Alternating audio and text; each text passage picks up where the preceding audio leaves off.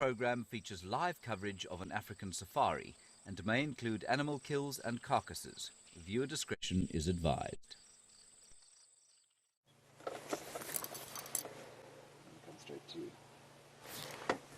Welcome to the middle of the African bush. The sun's peeping up out the eastern horizon. We're on search for the African big cats. Welcome to Safari Live.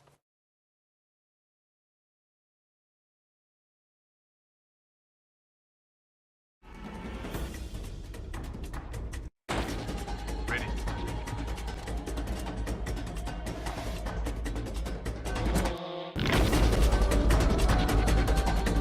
Standing by.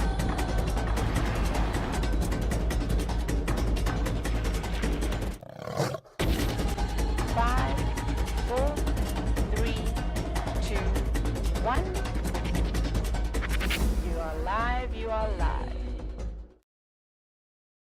Welcome, my name is Brent Leo Smith. I have Brian Joubert and the Thumb, and as you can see, it's just another day at the office for the Thumb. We're right down on the southern edge of Djuma Private Game Reserve in search of our dominant female leopard, the Queen Karula, and I'm hoping to find a fresh set of tracks, or even better, to find her herself. Now, for those of you who might not know, she's got 2 cubs that are about 7 months old now, so they are getting quite big, and I'm hoping to see them. I haven't seen them in quite a while, so I'm always excited to look for any of the big cats, but Karula, of course, is a special one for all of us here at Safari Live. Now, in the other vehicle, making her official Safari Live debut, is Taylor. And of course, she is going to be looked after by VM, aka the Wildebeests. And they are looking for lions up in the north, while we check for leopards down in the south. And it is a warm 19 degrees Celsius or 66 Fahrenheit. But I'm quite happy. Winter's over. Glorious warm days ahead. It's going to be apparently blisteringly hot today. 37 degrees Celsius, which I think is about 109 Fahrenheit, if my maths is correct, which it probably isn't, because maths is not my strong point. It's a good thing I can see leopard tracks well, otherwise I'd be in trouble. So it is absolutely gorgeous out here. As you can see, we're at the end of the dry season. There's barely a blade of grass. We are also experiencing the worst drought in record in South Africa since reliable weather records were kept since 1903. This is the driest period in the affected areas, and we are in one of the affected areas since 1903. So this is the driest period we faced in over 100 years. And I know sometimes it's quite difficult because some of the animals look like they're struggling, but drought is part of the natural cycle. And in the last 4.5 billion years, we've been wet, we've been dry, and the only history in the only constant in the history of the earth is change. So one must stop sometimes and just think a little bit about the bigger scheme of things. Quite often we tend to focus on our very small little area that we drive on every day, but in terms of the whole ecosystem, the 8.5 million acres. I've just come up from the north, lots of grass, happy buffalo, although as soon as you come further south in the Kruger, you can see the lack of grass, lack of water, and the drought taking its effects. Now, I'm just going to go forward a little bit so you can have a look at that glorious blazing orb. That is our sun. Now, of course, it's the same sun you see, just at a different time of the day, depending on where you are. But look at that. So it almost looks like a sunset. And the reason for that is because of the dry season. There's lots of dust. There's been some fires down in sugarcane fires and forest fires down in the south, and it's created a lot of haze on the horizon. And that is what's giving us that absolutely beautiful sunrise. Now, it's always good to switch off and listen. Look at that. Can we... Ah, I can see a flare, Brian. On the left. Can you see it? Or is that my eyes playing tricks on me? Now, sometimes, especially when it's like this, you can see it's a bit hazy, but you can see the flares, and sometimes you can even see the sun spots. Of course, we wouldn't recommend doing this during the middle of the day. We'd all be blind. But with that nice haze of dust, it gives us a nice filter to look at that glorious burning orb. I'm trying to see, can you see any spots, Brian? So they are there. We're just trying to change the settings so you can see some of the sunspots. Now, of course, the flares are not too big at the moment because, oh, look at that. You can see there on the left-hand side, look at that. Look how deeply red those little flares are up to the top left. Ryan, how many million degrees is that? I've forgotten. Many million degrees. Now, of course, you are looking at this burning, glowing orb that we are seeing from Djuma Private Game Reserve in South Africa, and we are live. So if you'd like to ask me a question, whether it be about the sun or the drought, or the many fantastic creatures we get out here in the African bush, you can do that by using the hashtag Safarilive on Twitter, or you can send an email to questions@wildearth.tv.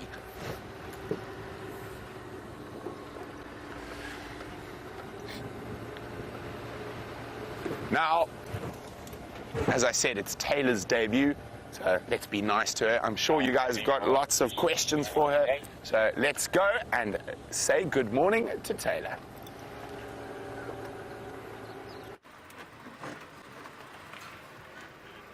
Good morning, everybody. Welcome to our wonderful sunrise safari. It's very warm here, and some of you may remember me from about a month ago. Well, my name is Taylor, and I'm one of the new presenters here now. And behind the cameras, we've got VM, so he's going to be helping me out, which is great. I've had to bribe him with coffee and chocolate just to help me get around the reserve this morning. And he said I'll get off the hook if I show him lions. So that's what we're going to be looking for this morning. I'm sure you're all excited. I know everybody's been asking lots and lots of questions about the Nkuhuma Pride, who I don't know very much about. I haven't seen them before, so if anybody's got any helpful tips or can tell me a little bit about the Pride, I'd really appreciate little inside information. So if you're some new viewers and you're not sure how to get hold of us, you can hashtag Safarilive, or you can, if you want to send an email, you can send an email to questions@wildearth.tv. So also, I'm sure you want to get to know me a little bit better, so send in the questions and I'll happily answer them to the best of my ability. It's an early morning, and it's such a beautiful sunrise that I believe Brent has already shared with you. We can just see it peeping over now. At the moment, we don't really have a nice gap, unfortunately. Let's see, how's that? Oh, it's just creeping in the distance through the thicket. But in no time, it'll be up and I'll have to take my jersey off. So at the moment, we're just bumbling around, checking a few roads just to see if there's any tracks of the lions coming out. I believe they've been giving everybody grey hairs, lots of footprints, but actually no lion activity. So we're gonna head on a little bit further and just have a look here. Hang on, I see a few little footprints. Let me just have a look just to make sure. Hyena. Okay, not what we're looking for. But we're going to just carry on. We're going to take it very easy this morning. Just see what's happening out along this road. Oh wow, that sun's really coming up nicely now. We're quite lucky out here. We have the best view in the bush. Wake up every morning, early mornings, to a wonderful sunrise, nice cup of strong coffee. It's great. Every now and then we get great sound effects of the lions, the hyenas calling in the distance.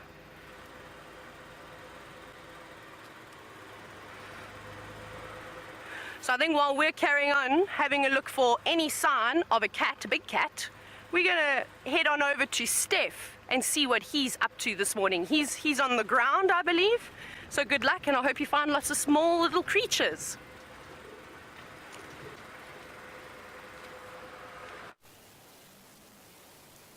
Good morning, and it is a fantastic morning this morning. I'm Steph, and on camera today we have Jean-Ray.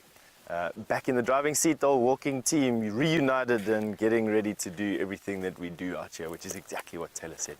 Looking for the smaller little creepy crawlies and things that get me really excited. But talking about small things, there's no small amount of weather change on the way, I don't think. There's that old saying, you know, the red sky in the morning is a shepherd's warning, and I think today couldn't have been a better example of what we're talking about. The sun rose up, a huge red ball in the eastern sky, and although we can't see any cloud cover, it is exactly that's diffusing the light. That or smoke, but generally if it's smoky from a bushfire, which is also around about this time of the year, then we could smell that type of smoke on the horizon. That, as far as I'm concerned, at least anyway, it's cloud, like a bank of cloud, and usually hanging out over the Indian Ocean and moving inland and bunching up over that Lebombo mountain range that we've got lying on the eastern side of the Kruger National Park. I've actually just noticed this for the first time, and I just wanted to share it with you. It is a grove of zebra wood trees, and what's remarkable, what's happening to me this morning, is that these trees here very, very rarely grow very large in the Kruger National Park because elephant absolutely love them and smash them around and break them into tiny little sticks. And generally we've just got 1 or 2 examples of small live zebra woods over here. They do get quite big. The biggest ones I've seen are actually in the Manyeleti.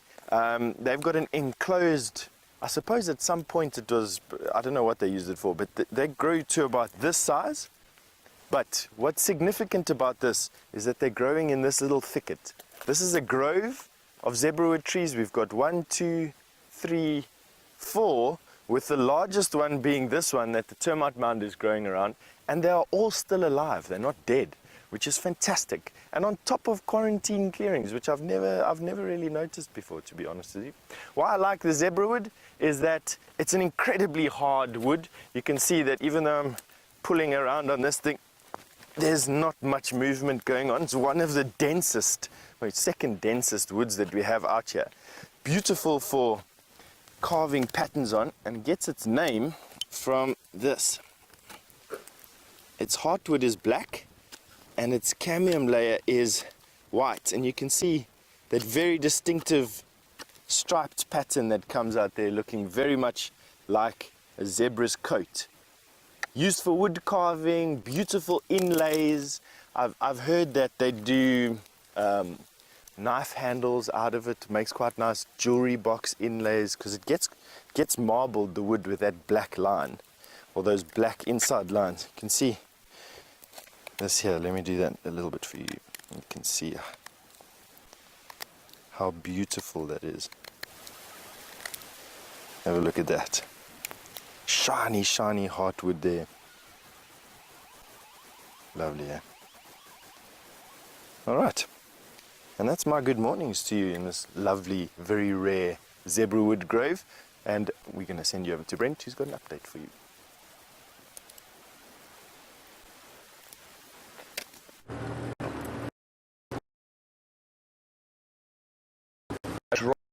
That's called the Milwaukee. Just turn that one down, and this is the last area that female leopard's tracks were seen. So I'm hoping, on top of James's tracks from last night, we're going to see the fresh pug marks of a leopard. And half the fun about being on a live safari is, of course, the search for the animals. And because we're live, you never know what could be around the next corner. And I hear a bird that has been plaguing me for many moons. So for our regulars, we have been in search of the white-throated robin. We've only managed to get it on camera once, and it was actually right here. And I can hear a pair calling. So I'm hoping we can find this very beautiful bird and put it on camera. Brian, you're calling up to this side here.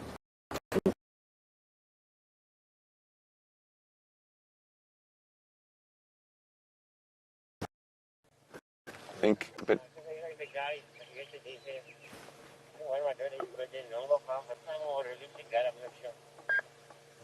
where'd he go? I can hear him calling again. Okay, I've got him. So, oh no, that's a different one. Let's see if it is the white-throated. It is snot. What is that?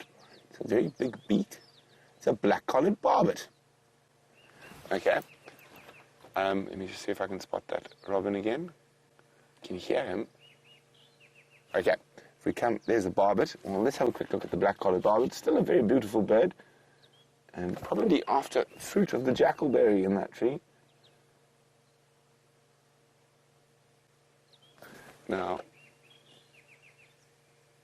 if we come out, Brian, just keep coming out, making lots of noise. We will try to get closer. Of course, I've just lost sight of him. So, where's my arm? Let me see if I can get my hand in here. Wait, it's there. I think it's there. Or is it just below that? No, it's there. In that little thicket there. Okay, let's move a little bit closer. Now, for those of you who knew, a lot of our viewers like to keep a bird list. Some of them have got over 200 species seen on a live safari. So if you are new, we do encourage you to join in the bird watching fun. Because of course, it's not always and only about the lions, leopards and other things. There's so many incredible little facets to the wilderness.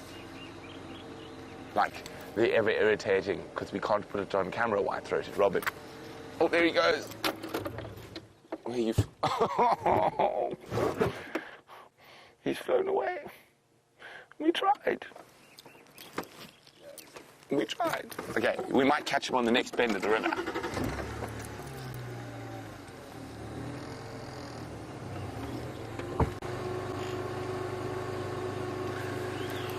So this hunt for the white-throated robin got really serious before I went on leave last time.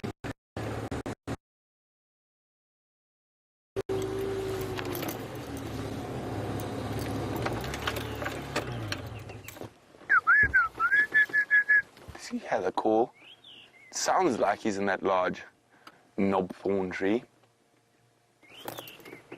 What do you got there? That is called a wood gall or a wood rose, where an insect, or actually sometimes mistletoe, has grown or stuck and has caused the tree to produce a growth hormone called globulin. And that, however, is not a bird. Close. Close. I'd say he's in the bottom left somewhere.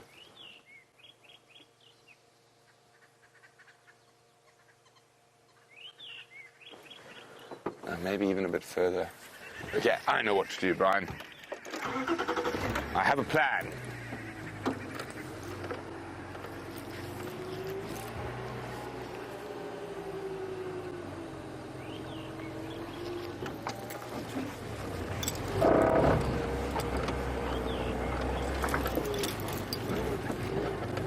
So this is a little two-track. A two-track is a road that's not really a road. It's a little access point in and out of the river. Okay, you can hear him.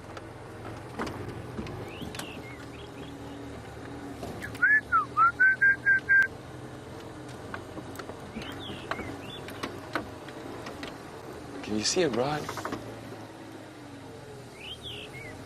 He's so close.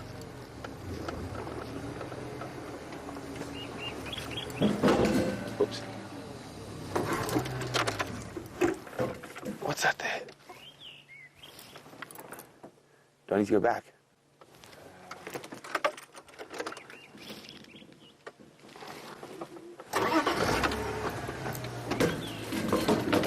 That's not, it could be.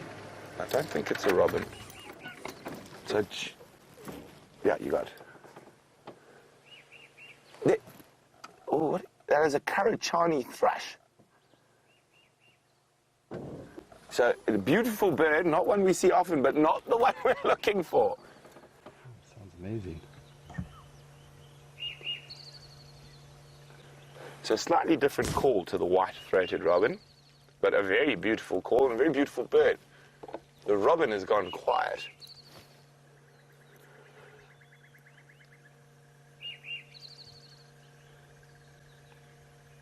Now, I will play you what the robin sounds like.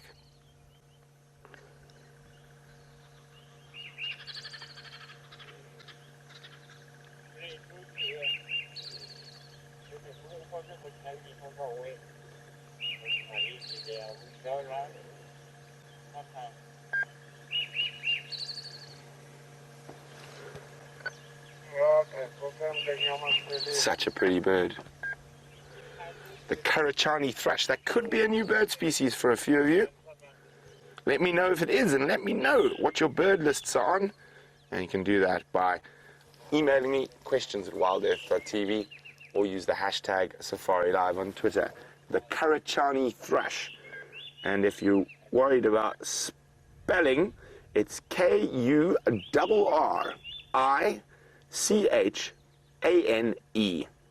Karachani. Now the white-throated robin sounds like this. Now robins are great mimics.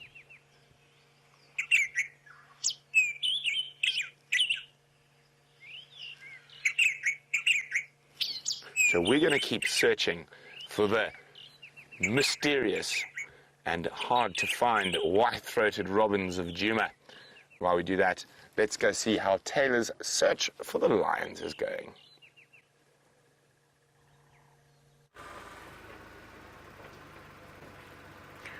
Welcome back. I believe we all showed you wonderful sunrises this morning, so I hope you got your fix. It was a really pretty one with a little bit of cloud cover, which was really lovely. So we haven't had much luck, unfortunately. We've just checked Galago Pair, no tracks of any lions. We're now on our way to Vuyatela to go and have a look at that dam and just see if we can try and pick up where these lions have gone or where they've come to. We have checked a part of the cut line earlier this morning and we didn't see any tracks going out, so that's quite hopeful for us. So we're going to keep searching, and hopefully if we see a few little interesting things along the way, we can stop and chat about them as well. So I haven't heard any questions coming through. Is everybody still sleeping? Have you not had your first cup of coffee to wake you up this morning? Well, you better put it on the brew, because I'm hoping that... Oi, Impala! Racing Impala. Let's go up a little bit further. We've got some Impala and Inyala hiding in the back there. Let's see what they have to say. Bit difficult, a little bit of the sunrise still in the background. There's a few Impala. And if you look right at the back in the thicket where the Inyala love to stay, there's a few of them. There's even a young male, which you can see now, which VM is zooming in on. Lovely. He's still getting there. He's quite young. Hasn't got any of his adult colorations. He still looks like a female just with the horns. Be quite interesting to know as well, what type of deer do you have in the States?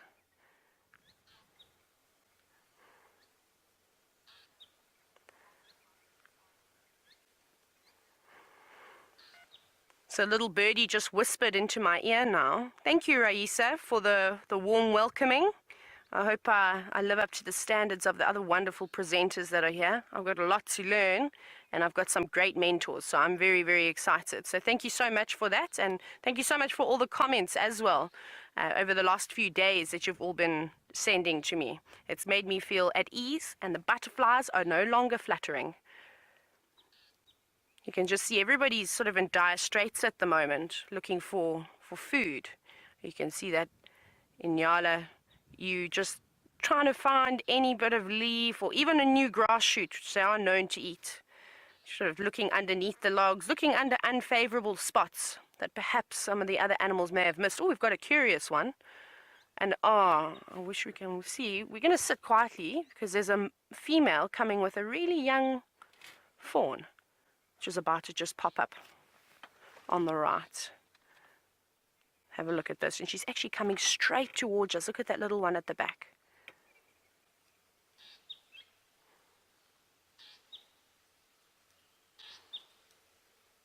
Look how carefully they put their feet when they step as well. It always just amazes me. When I go walking through the bush, I don't sound like any animal. Even the elephants walk quieter than I do. I'm just going to go very quiet now, just to sit and enjoy this female. She's going to walk right in front of my vehicle.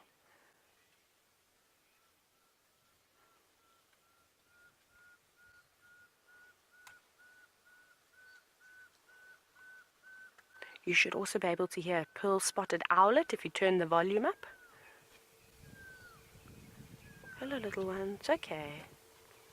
Mom is completely relaxed with us. And now the little one, looking slightly hesitant. There it is. It's okay. Fantastic. Quite a youngster. Sure, Mom's still going to be stashing this one occasionally in the thicket if she goes off to feed. But isn't that wonderful? You don't really know what we are yet. You're just trusting Mom.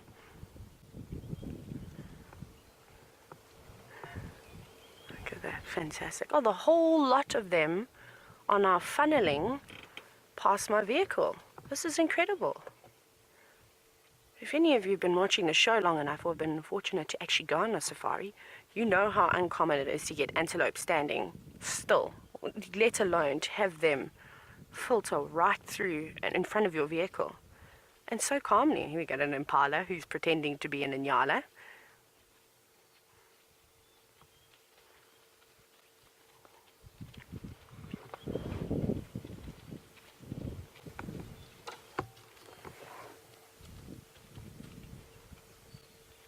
We're actually going to hang around just behind us.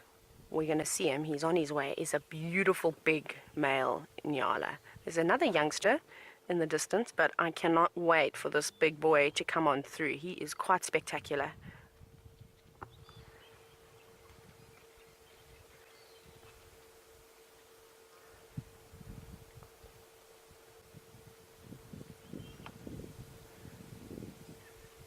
Some of the bigger ewes coming through on the left now. That's probably why this male is lurking around. Is maybe one or two of these females are coming into estrus, maybe a bit late, but it's still possible.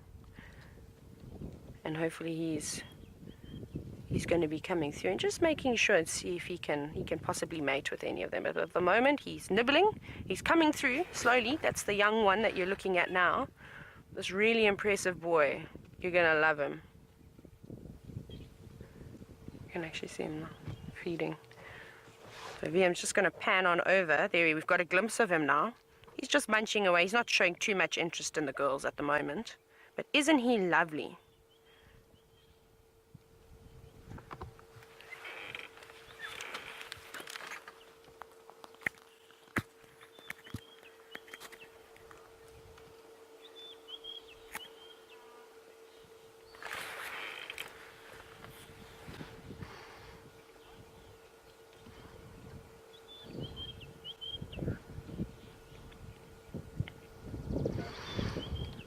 Cecilia, good morning. You've asked quite a complex question, which is great. So I'm not sure if I'm going to be able to sort of send it out again exactly as you put it.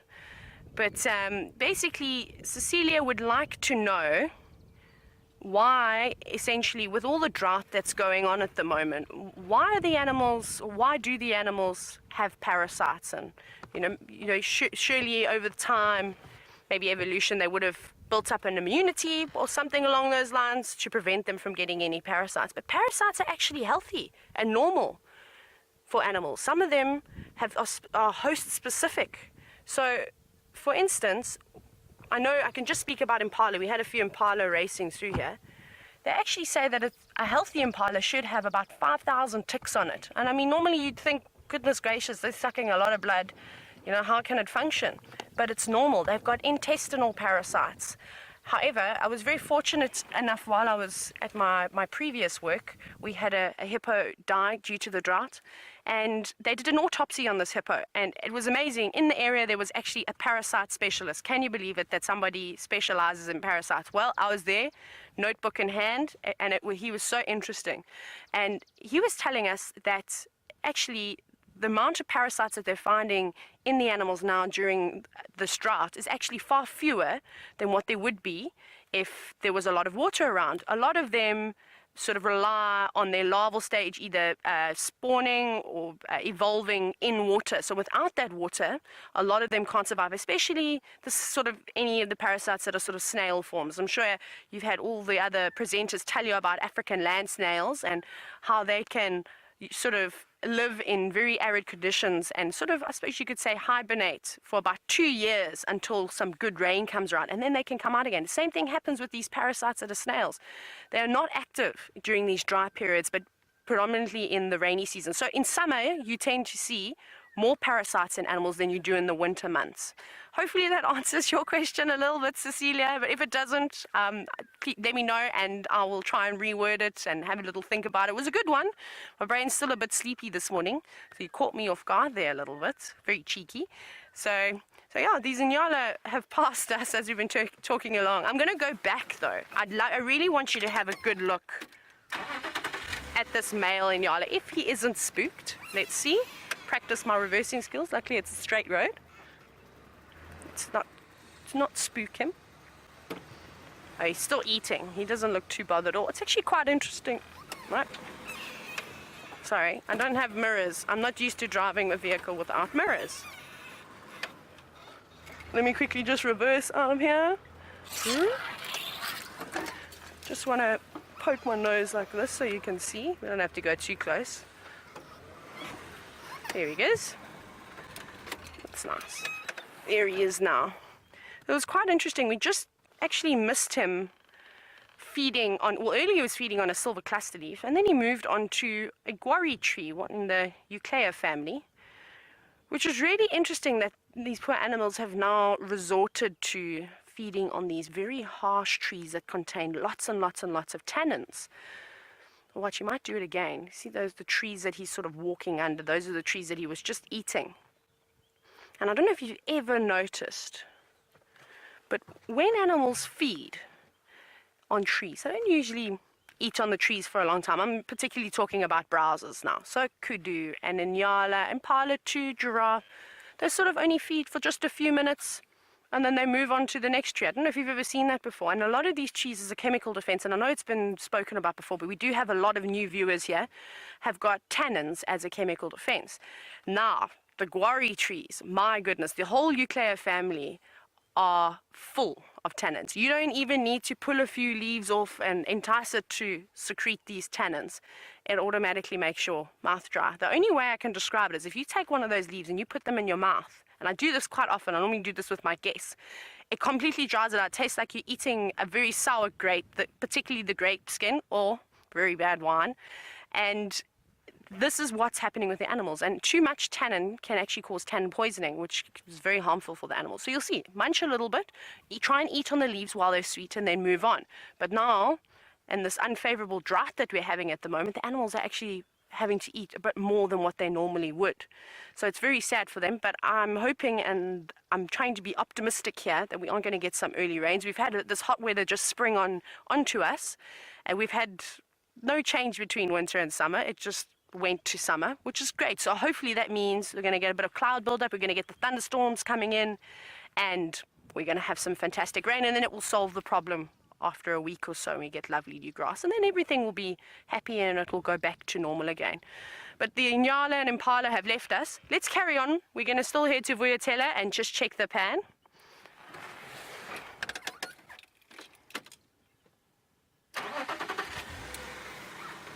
So I don't know if any of you heard me earlier. I did sneak in what type of deer do you get in the States? And Lynn just told me that you get white-tailed deer. Lynn, I wonder if you could help me and elaborate a little bit more. What antelope do they look like that we have? Do they look similar to the Inyala? Do they look similar to kudu? How big are they? I really need to learn a little bit more about the wildlife and the rest of the world.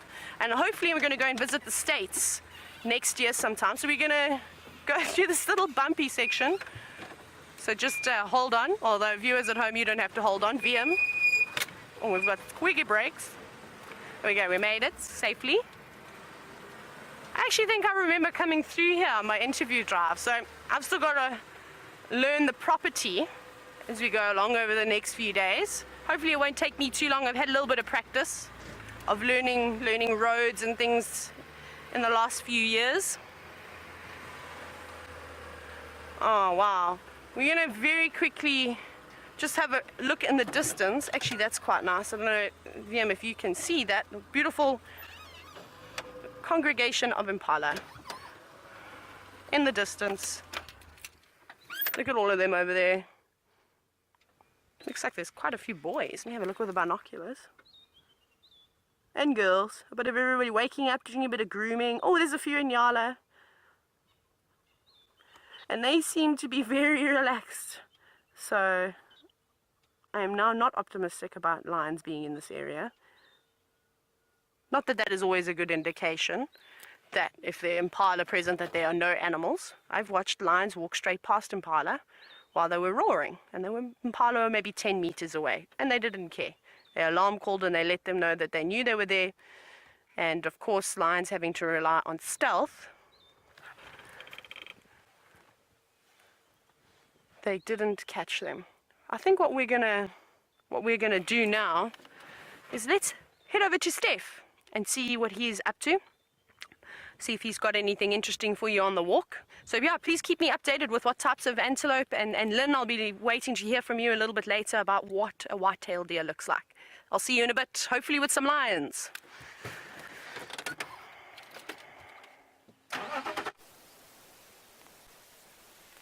Yes, welcome back. We've been making our way slowly across quarantine. There's just such a lovely warm breeze blowing, and we've decided to come and have a look at a newcomer on the block. Someone who's just woken up from slumber is this particular knobthorn, and you can see how just absolutely covered in flower filaments this particular knobthorn is. She's just looking, he or she, I don't know which one this one is, we call it a she, she's just looking particularly splendid this morning. You can see all those little brown filaments are now opening up or bursting open with the flowers. And there's just a prime example of a beautiful pale yellow flower. Not being pollinated by anything just yet, anything in particular. I stopped at a knobthorn the other day and there were some butterflies that were pollinating these particular, let's have a look there quickly, Jeandre. I think there's two sunbirds in the, oh, no, don't worry. Jeandre is looking at me with angst and fear. These tiny little birds that flit around too fast are difficult to film. But they were pollinated by, one was a jewel beetle, there were some butterflies pollinating it, but no bees. And interestingly, I can't remember ever seeing bees on a knobthorn. I questioned James about it yesterday, and he also said he hasn't seen a single knobthorn with a bee on this year. Now, I don't know if bees pollinate acacia flowers, or if we're actually seeing a disturbance in the bee population around here. Now we've had no bees this winter around camp. There were literally 2 visitors yesterday, and I thought that it was uncommon for us not to have bees around camp in winter. Generally, bees in camp in winter are a huge problem because there's always accessible water, there's always access to food, fruit lying in bowls and things like that. But we've had nothing this year, and I don't know if that's a problem or not. We're going to keep an eye open for things in the next couple of weeks, that's for sure. And hopefully we see an increase in the activity of bees. Otherwise we're in for I don't know what we're in for. I know worldwide there's a huge problem with bees. There's mass extinction. And with bees goes the opportunity or the ability for flowers to pollinate. And a vast amount of our food plants are pollinated by bees.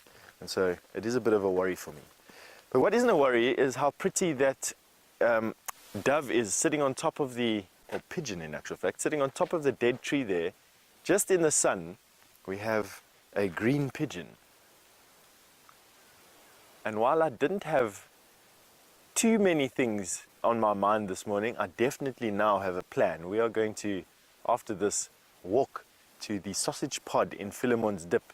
There we found a green pigeon nest the other day, and I want to see if they've managed to fledge a chick yet.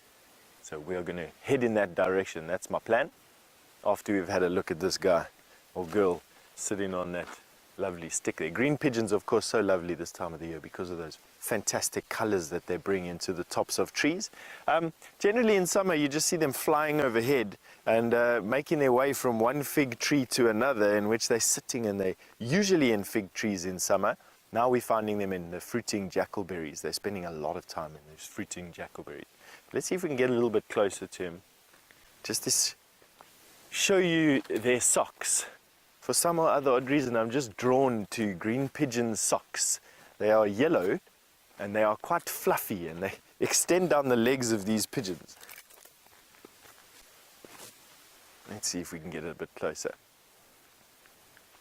She has seen us. You can see they're getting that, they wobble from side to side just before they take off. I think it's getting their legs underneath them to jump into the air. They're a fairly heavy pigeon, and so it requires a substantial jump into the air for that first flap. And they can only take off 1 or 2 times from the ground, that is, without having to then walk and climb up a tree to get some height. Most birds are like that in actual fact. But to these big heavy birds, a couple of flights off of the ground or from a branch tires them out. There you go. Let's see if we can get a little bit closer as well. It's always good to practice your sneaking techniques. Definitely seen us. Head down, watching us now. Let's see how close she'll let us come.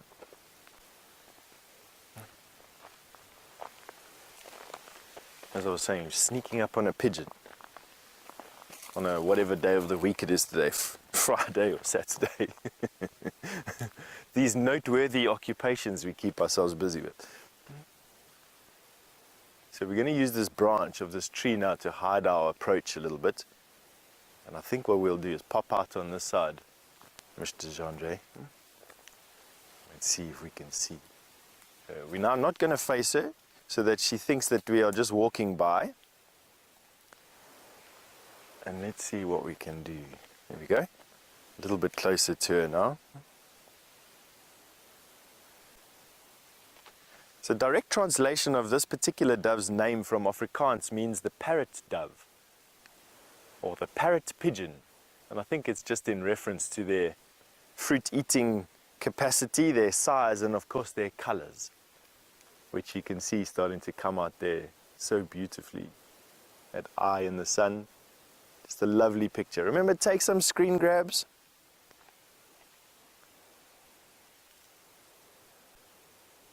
Ramos, you've just asked me if I can make the green pigeon call. Unfortunately not. They make this very soft cooing noise that sort of trills into the coo and then ends with a hoo at the end of it. So it's a trilling coo with a hoo at the end. I'm not even going to attempt that. So that's something for James and for Brent to try. For me, I am atrocious at anything musical. I can hardly even say my name properly without without making some or other type of sound issue. Alrighty, let's have a look from this side. Just with that blue sky behind that little bird, and with the sun shining on her eye at the moment. When we get in a little bit closer, get your fingers ready over your keyboards, get yourself a nice screen grab for the day, for your cell phone or for your desktop. The wind just slightly ruffling those feathers up. Just have a look at that. Isn't that just absolutely fantastic? Quite a robust bill, and that's for picking off those fruits and the skin of those fruits. There we go. That is the shot of the morning for you there. Boom. Lovely. All right.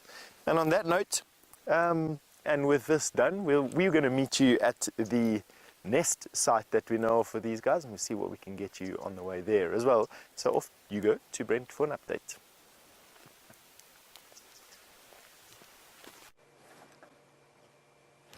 Lion tracks! Finally, I've driven around without seeing a big cat track all morning. Now I've got tracks of the Inkahuma Pride and cubs. How's that look, Brian? So there's a lioness. And then the cub tracks are already about the same size as Karula. So there we go, there's a cub track there. So that's already about the same size as a female leopard track. But we've got the lioness tracks. I'm just having a quick look around. Let's hope they went that way, not that way. Because that way is very thick and nasty. That way is towards Buffelshoek Waterhole. Here we go, here we go. Where are you going? There, there. Don't go that way. Tell me if my audio breaks, Brian. Okay, we're gonna drive on them. They're going too far. But as Steph was saying, the call of the African green pigeon is quite a difficult one.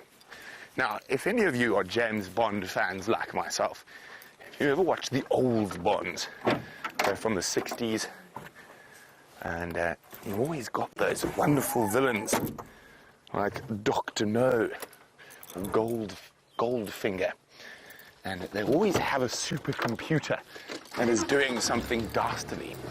Now, for me, the sound of an African green pigeon sounds somewhat like a Bond villain's computer.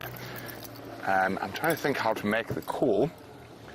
If you give me a second, I'll see if I can produce it.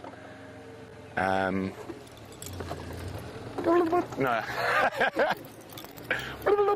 Actually, you know what? One has technology, one should use technology.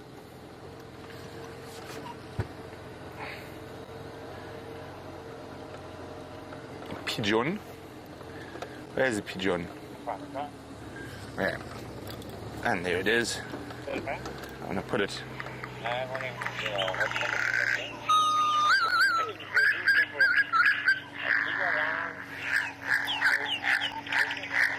You can just see that evil Bond computer.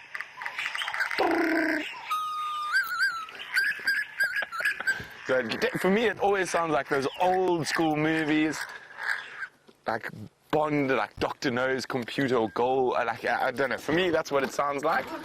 So I love that. Okay, so we're on the lion tracks. The whole pride, by the looks of things.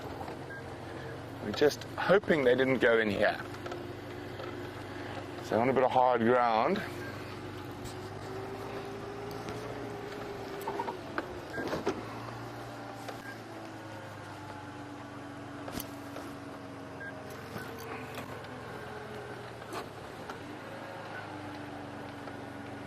Still going straight here.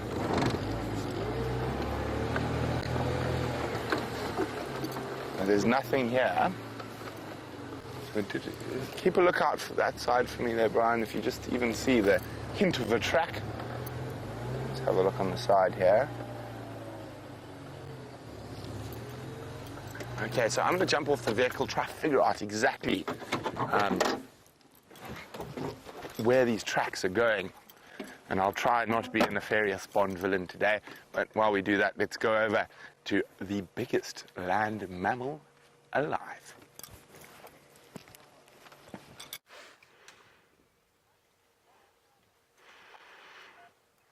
I'm so happy that Brent has picked up on some lion tracks because we have had no luck. However, we have found 2 elephants, which makes me very, very happy.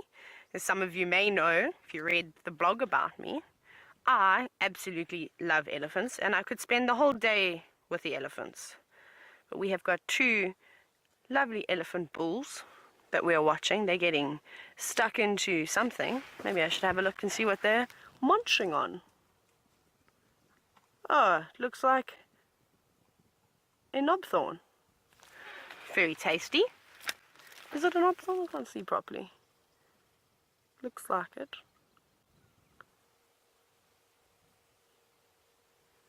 Just incredible how tough and hard the skin is on the elephants, that the thorns don't even bother them. I mean, you can really see there's some nasty thorns on that tree. And they're just happily munching away. Looks like they've either pushed it over or it was pushed over. We've got a few logs that are obstructing our view at the moment. But it's quite nice with the lovely golden light illuminating them as they have some breakfast. Must be quite weird that we sit and watch animals do their business the whole day. How would you feel if you had animals watching you all day do your thing? I think it'd be quite intimidating. Flies in my room would watch me all night. VM says that the flies watch him all the time, and VM, I bet that those flies have got some stories to tell. Look at them, they're reaching in. Oh, that's lovely.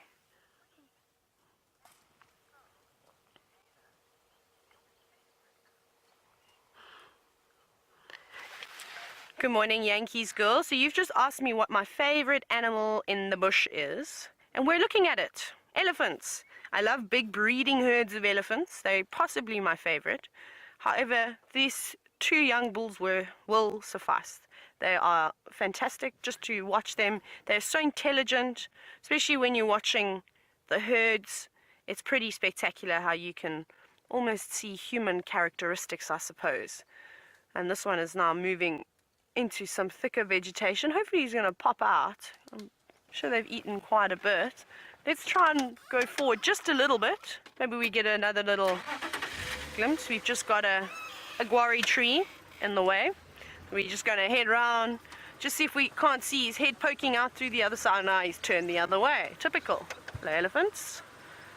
And they're so relaxed. It's like they don't even care that we are here. Let's poke our nose. They're now playing hide and seek. It's now spot the elephant. I don't know. Let's see. Let's see if they seem to be coming this way. So hopefully their next move is going to be towards us. So you can really see how big these animals are. The one that we're looking at the moment, we're sort of watching him eat. He's relatively old. I don't think he's quite mating with any of the females just yet. He looks to be maybe in his late 20s. So he's still got a little bit of growing to do. There's quite a few, I'm sure, big bulls in this area that he's going to be battling it out for. And the one just behind him is slightly younger, not quite as big in body size, though it's quite difficult to make it out through all the different trees. He's very well camouflaged. It's another thing that you learn when you're out in the bush. You don't think that such a big animal could camouflage so well.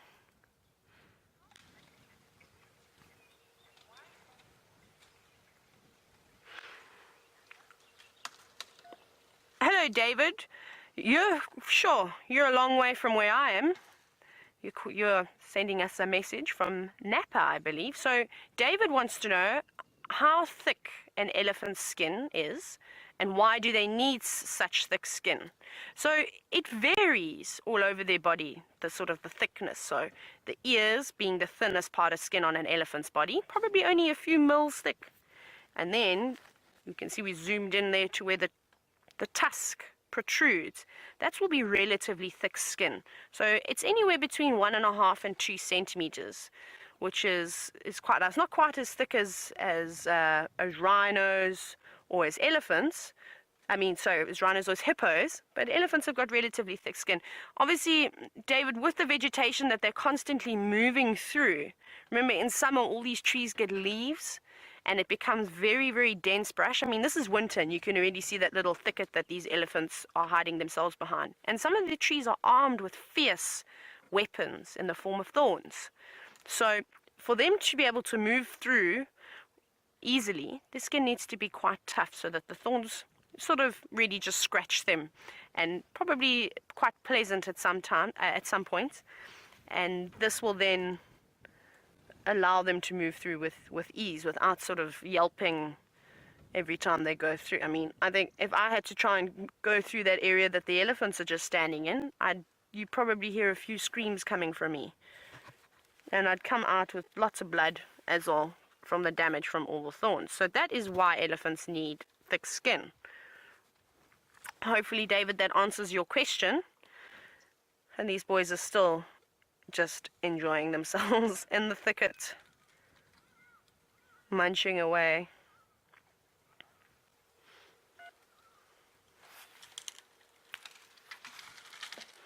Oh, we've got a little bit of movement. Oh, maybe he's just realized we're here. Oh, wow.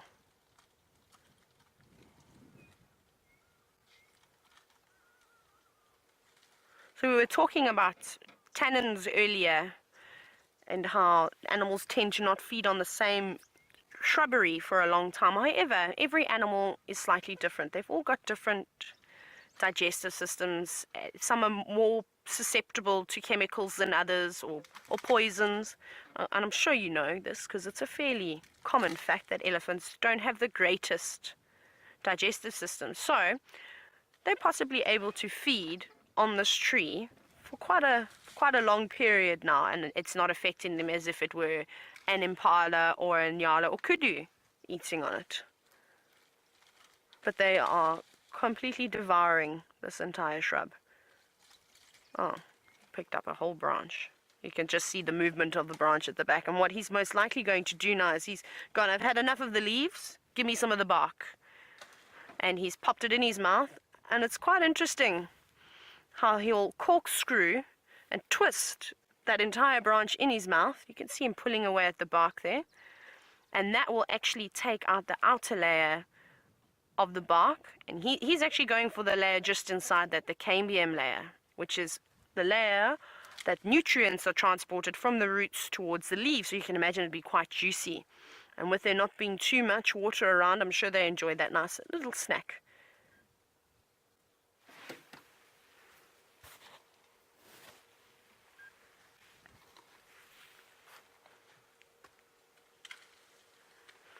Something that I like to do, and you'll all realize this over time, is that I like to just look and listen. So I think I'm just going to sit very quietly just for a few moments, just to enjoy the peacefulness of the bush.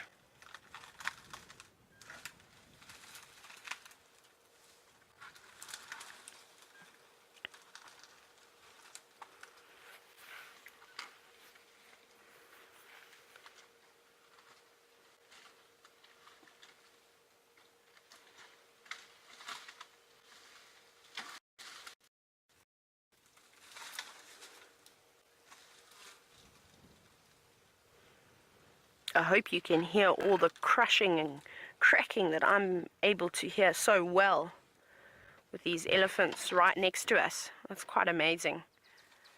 And often when you're walking, which is what Steph is doing, this is one of the things you'll probably be looking out for, is not to bump into some elephants that are feeding, or buffalo walking through the leaf litter. It's very important to listen when you're out in the bush. You'll be surprised as to what just standing quietly for a moment will be able to tell you.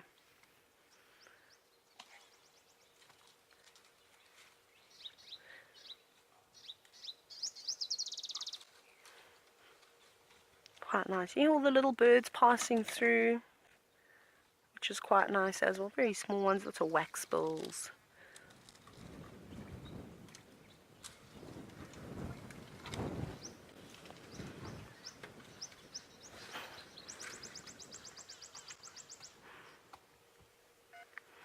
Good morning, Nathan. So you have asked, do I have any other good elephant stories that I've experienced in the past? Yes, I do. That's why they're my favorite animal. I've had some incredible encounters over the few years that I have been in this industry, and I've been so fortunate. I get very emotional when I talk about this one particular sighting. So one morning, while coming around the corner, we heard a herd of elephants. It was quite distressed. This is many years ago now. And so I stopped the vehicle just to sort of hear. It was quite a thick area.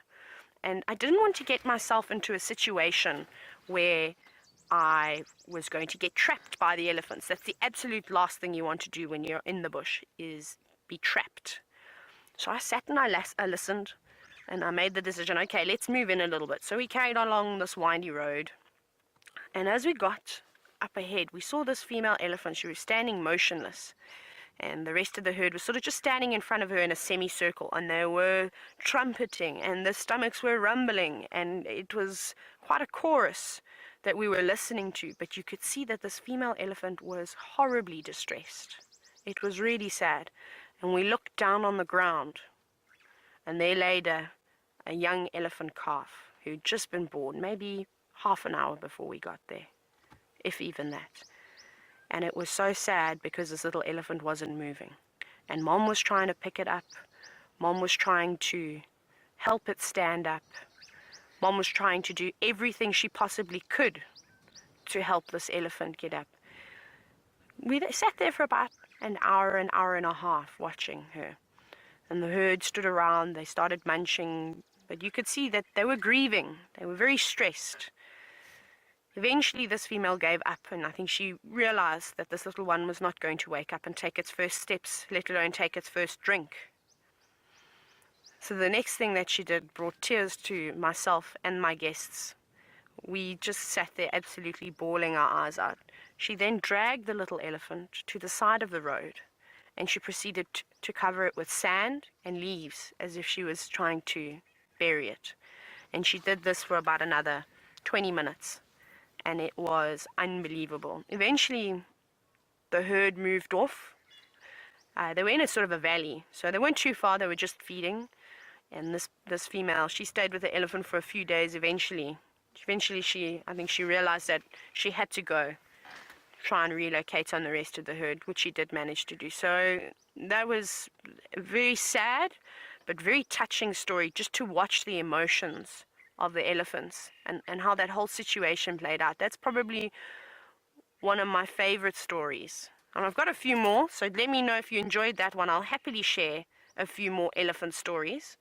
Had some other amazing encounters, but that one is probably the one that's impacted me on my life the most, seeing everything like that.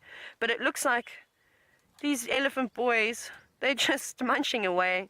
They've stuck right in to this shrub, and they don't look like they're going to come out. I think they're enjoying themselves now, munching away behind us. I think what we're going to do is we're going to carry on looking and see what else we can find. Maybe we find a breeding herd of elephants. So, I'm not so happy about this. I believe that Steph has got one of my worst, I have a really bad phobia of the thing that Steph is about to show you. I'm not going to tell you what it is, but enjoy the creepy crawlies, and I'll see you a bit later, hopefully with something else.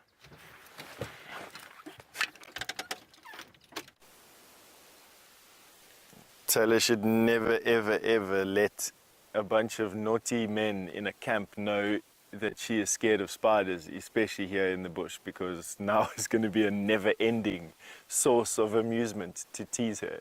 But what you're having a look at here is just quite an epic story. That is a flat wall spider, non-venomous, but just have a look at that camouflage. And she has caught one of the most deadly insects of them all, the praying mantis. And she's dragging the praying mantis with behind her as a type of larder, I would imagine. So she moves from place to place, and her job is to stay hidden and out of sight. But what she won't do is she won't let go of a prize kill like this. So she spun it into a web of silk, and then she's carrying her dinner with her where she moves to from place to place. We caught her on the sunny side of this tree, and she's just busy getting warm this morning. That's why she hasn't run away from us just yet. But one of the most camouflaged spiders, flat wall spider. And just have a look at that. And of course, carrying around her praying mantis dinner. And I'm just astounded at how she managed to do that. That would be like a leopard catching a lion of the same weight, pretty much. An ambush specialist, both of them, ambush specialists, highly predacious. In other words, they would take, each of them would take the opportunity to kill one another if they could, and she has just managed to kill a praying mantis. And I mean, it truly is astonishing. Just to give you an idea of how big this is, there is my thumb against her. Have a look how camouflaged she is as well. I actually didn't even notice her until I was right up against the tree. Isn't that just amazing? Let me move my finger away over here.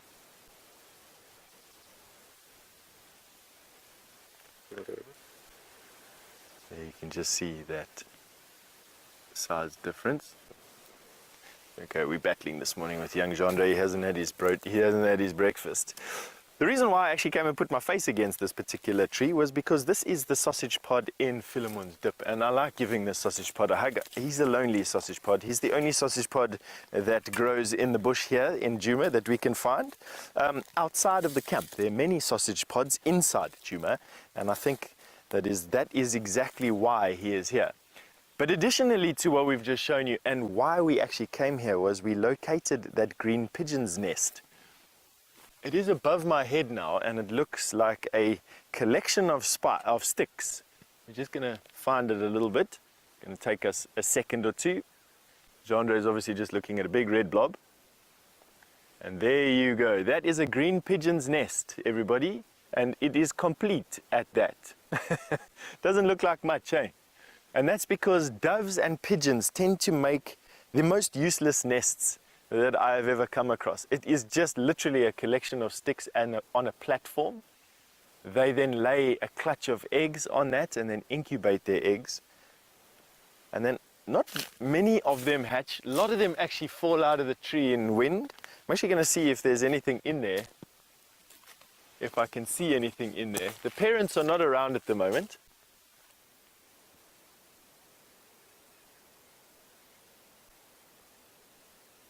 No eggs in it at the moment, so it's an empty nest, unfortunately.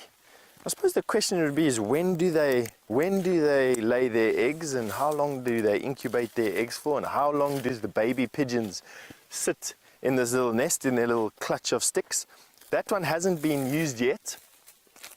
Doves and pigeons, having their large robust size, also defecates a lot, and so the outside edges of a dove's nest always tend to be sort of glued together with this excrement and guano that the birds excrete the whole time.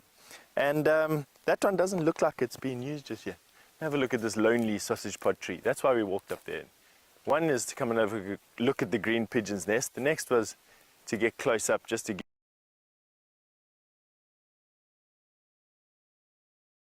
in these trees. And then we found that flat wall. I found that quite nice in Philemon's dip this morning. Our plan now is around the corner from here there's a jackalberry that is full of fruit, and last week we had the surprise of watching a troop of vervet monkeys busy feeding in the tree and dropping bits and pieces of husk, and there was a grey duiker that was underneath the tree busy eating those husks. And that's exactly what I want to go and see right now. Is the tree still in fruit? What visitors are going to be there today? And could we on foot approach something in that vicinity and share it on foot with you?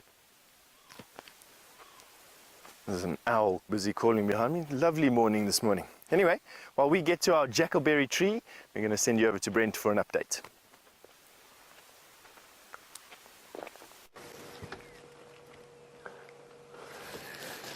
The line tracks have split, so there's a single lioness going to the east, there's some going to the west. I can't find where the cubs have gone. They disappeared on some hard ground.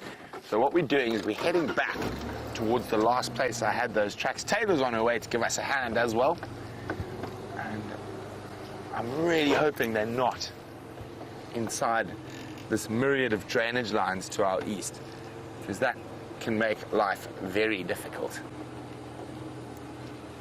There's about 4 or 5 little river systems that all converge in this area, and a lot of them are really steep, making it near impossible to get a vehicle in.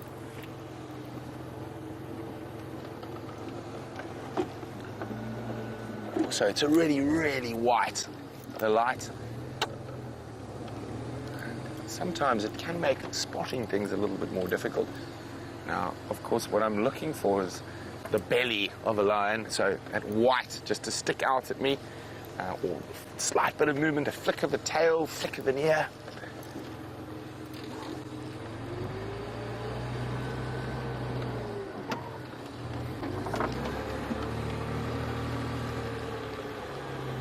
Now, if they were hunting, they might have left the cubs around here, and that's what I'm sort of hoping for.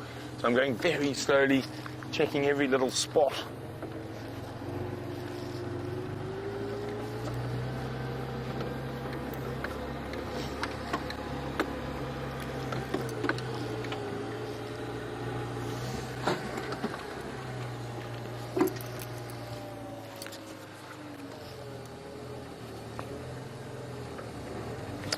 Wishful thinking, I think. But remember, we are live, so while I'm in search of lions, you can ask me questions about lions. You can do that by using the hashtag Safarilive on Twitter, or you can send an email to questions@wildebeests.tv. So the last lion track we had was around here. And I could smell some relatively fresh leavings of a lion. Where did I stop, Brian? It was up here, hey? About here, I think. No, a little bit further. Because I had the most fresh track that I could see. There we go, let's have a look here. It was over here.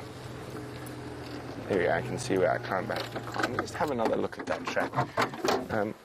I got a direction, so I didn't check too carefully. So we're going to check carefully now. Hopefully with this camera, you're going to be able to see what I'm looking at. So there's a running track of a lioness going that way, but I sort of saw a very clear footprint as I was on the march through this area. What I'm checking for now is if there are any cub footprints with it. It was here. Yeah. Now this is a running track. I don't know, can you see? I think it might be a bit far. And you can just see the toes there. And it's a nice fresh track. Going that way, so we've checked the next road above. Now, I'm going to have a closer look around. So there's a cub track there. The mysteries of the Nkahumas.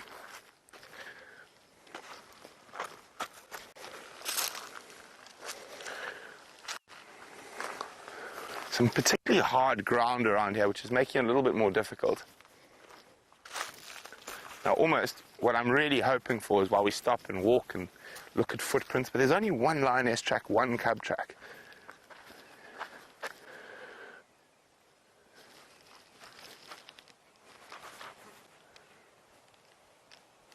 I'm really hoping maybe we hear that wonderful wow, wow, wow, wow, wow.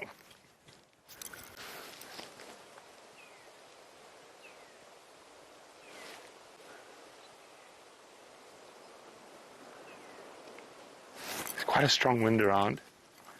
Actually really still. The only thing we can hear is a magpie shrike.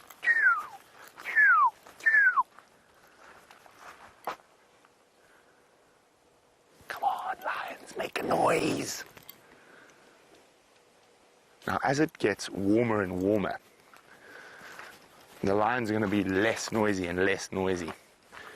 Or they're going to be noisier earlier. So I think the noisy period for lions is probably between 4 and 5 now.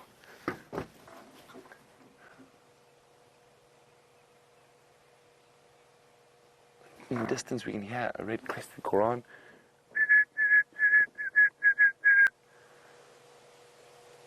No, nothing. Let's keep going. Now, we're about to come up to a junction. And of course, it's just another day at the office for the thumb. So I think the thumb is being lazy so far this morning. So since it is a work day for the thumb, we're going to put him to work. So we're going to come up to a junction in the next minute or so. And we've got lion tracks going both directions. So we're going to let the thumb decide which way to go. I hope the thumb's got his thinking cap on and it's thinking about lions. Okay, thumb. Are you ready, thumb? There's the thumb. Now I'm watching in my monitor. You see he's all business-like today. He's got the tie on. Thumb?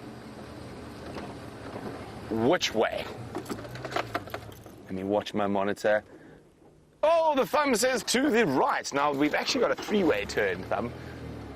Oh, sorry, I parked badly for the thumb to see. So we've got there, we've got there, and then we've got there. Oh, the thumb's thinking. Ah, he still sticks with the same. Okay, well, the thumb must be on something, so we're going to check back down Drakensberg Road. Okay, so while we check down the Thumbs Road, which is Drakensberg shall now be known on forever forth, let's go see if Taylor's had any more luck.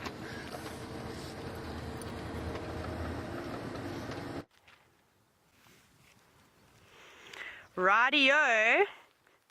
So I know we're looking at something on the ground, which is something different. And it's a very special creature, and I'm not going to tell you what it is. So we're going to have a little bit of a quiz this morning. So excuse me waving my stick around. I like to talk with my hands. So Wiem's zooming in now on this beautiful track here. I'm not going to tell you just yet, so have a good look at it. And I'll be very, very impressed if anybody can get this one, because this one's quite a difficult one. I'll give you a clue though, it's an elusive creature. We don't see too many of them. We often just see the signs that they've been scurrying through. So that's all of the clues that I'm giving you. And let's see who can get it. But I don't know if you can see nicely what it is. Does it look like a handprint? Does it look like a footprint? What do you think? So the one I've given you, you're very lucky. It should be a dead giveaway because it's a very clear track. You've got a front foot and a back foot, which is quite nice. So I'll give you a clue. This is the front foot. And here's a part of the back foot over here. You can see the front feet much larger than the back. So that's my clue to you. And let's see if you can get it. I'm going to hop in the vehicle very quickly. So please excuse me while I get my wires. I've got my stick with me too. Oh, there we go. Need to get longer legs. I've got to get plugged in so I can hear if anybody gets the answer correct. And I'm in. Right, we're going to carry on. We're going to go help Brent.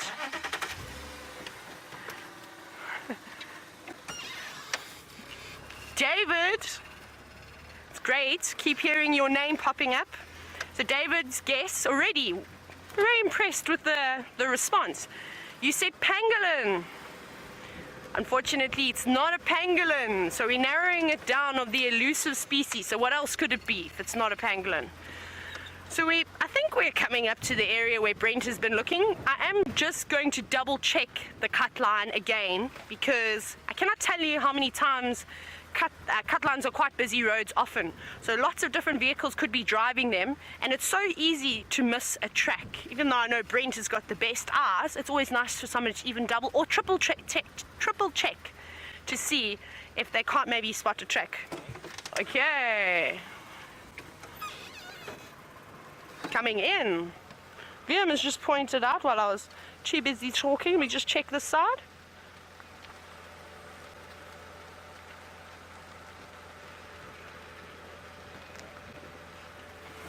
Liam's just said he had a line track. I can't really see. Oh, yeah. Not so bad, actually.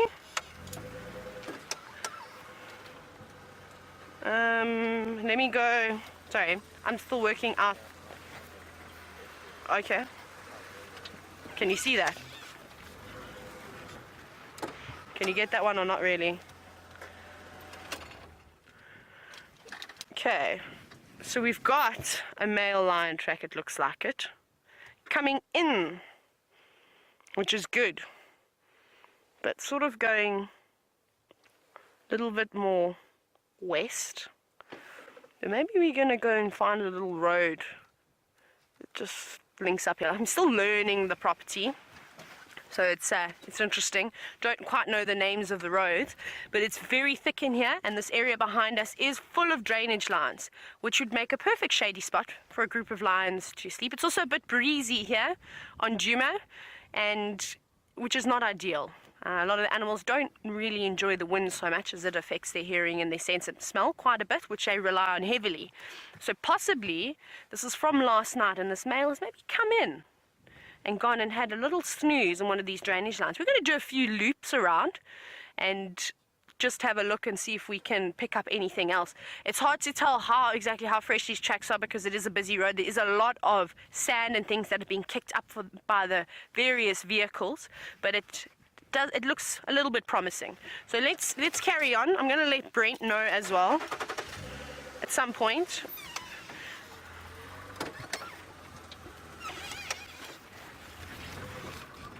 Oh my goodness, I'm stalling. I've been driving Land Cruisers. I'm a Land Cruiser fan, so this whole Land Rover thing I'm still getting used to. So, Morning Glory, you've asked me what my favorite animal to track is. So, my favorite animal to track. I really enjoy tracking lions, prides of lions. And you get to see all the different tracks, and it makes it a little bit difficult as well, because when the lions walk, they don't necessarily always walk one behind the other. They could fan out, which is quite fun. So yeah, I think I'd say lions are my favorite animals to track.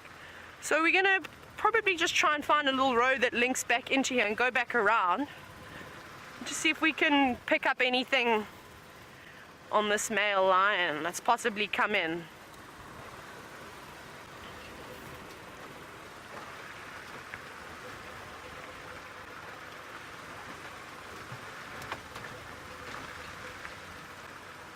So I've been working with a tracker for the past year and a half, which has been fantastic and made my life very, very easy. So I think what we're going to do now is I'm possibly going to jump off the vehicle, actually just have a little look-see and see if we can see where those male lion tracks go. I'm going to send you over to Steph, where he's birding like crazy. Enjoy.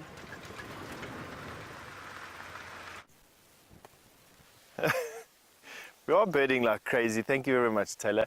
We've finally arrived at this jackalberry, which is just absolutely covered in fruit. And in it are a variety of birds.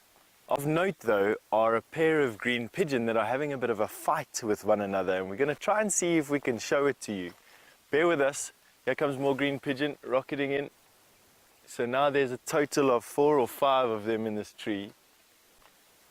And that is about as many green pigeons as you're likely to get in a tree. So, up through that gap there. So, it's a bit difficult, just bear with us for a little bit. Let's see if we can get... So, we got these 2 birds busy courting one another. We're just going to try and find it for you. Jean is busy looking through a mass of red focus points. Go up. Up. There's one there. Oh, right, you got one. Anyway, the birds around this tree are just phenomenal. And of course, this fruiting jackalberry will represent the food, the majority of the food in this particular area. It's the only plant at the moment that's producing fruit, other than a few odd fig trees that'll be further south on the major rivers like the Sand River or the Manyeleti River that's close to us, may have a few fruiting sycamore figs, but that's about it. This tree is the sum total of the food in this area and will be visited the entire day by a host of different animals, from monkeys, baboons, all these birds. We've had both grey lory and the green pigeon, which are the 2 largest frugivores we have here, in the tree at the same time. It's also been visited by a sunbird and a starling since we've been here, probably looking for insects that are feeding on the jackalberries. And then of course the fruit that gets disturbed by these big birds flapping and flitting about in there falls to the floor and will then create another food source for animals like grey duiker, steenbok, kudu. Impala will also feed on the fruit. And then of course the namesake of this particular tree, the jackalberry, it'll also provide some fruit for jackal. And I doubt that even if we were to scour the area around this particular termite mound, that we'd even find evidence of a single fruit. That's how valuable this is. But we're going to try anyway, because it's a bit of an adventure really, to see what we can find here underneath this tree.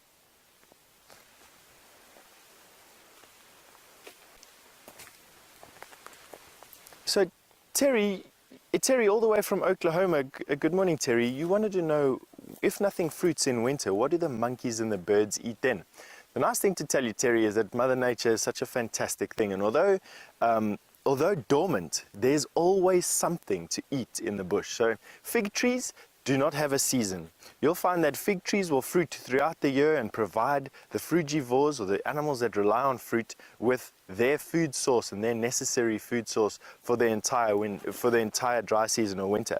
Coupled to that, you have aloes. So as soon as it gets to its driest, and I'm talking about June July, somewhere around there, the aloes fruit. And of course, the aloes, with all their abundant nectar, attract a lot of frugivores. They'll eat the flowers for the nectar, and then also you get the nectivores, the sunbirds, and a variety of insects that come and just live on top of the aloes.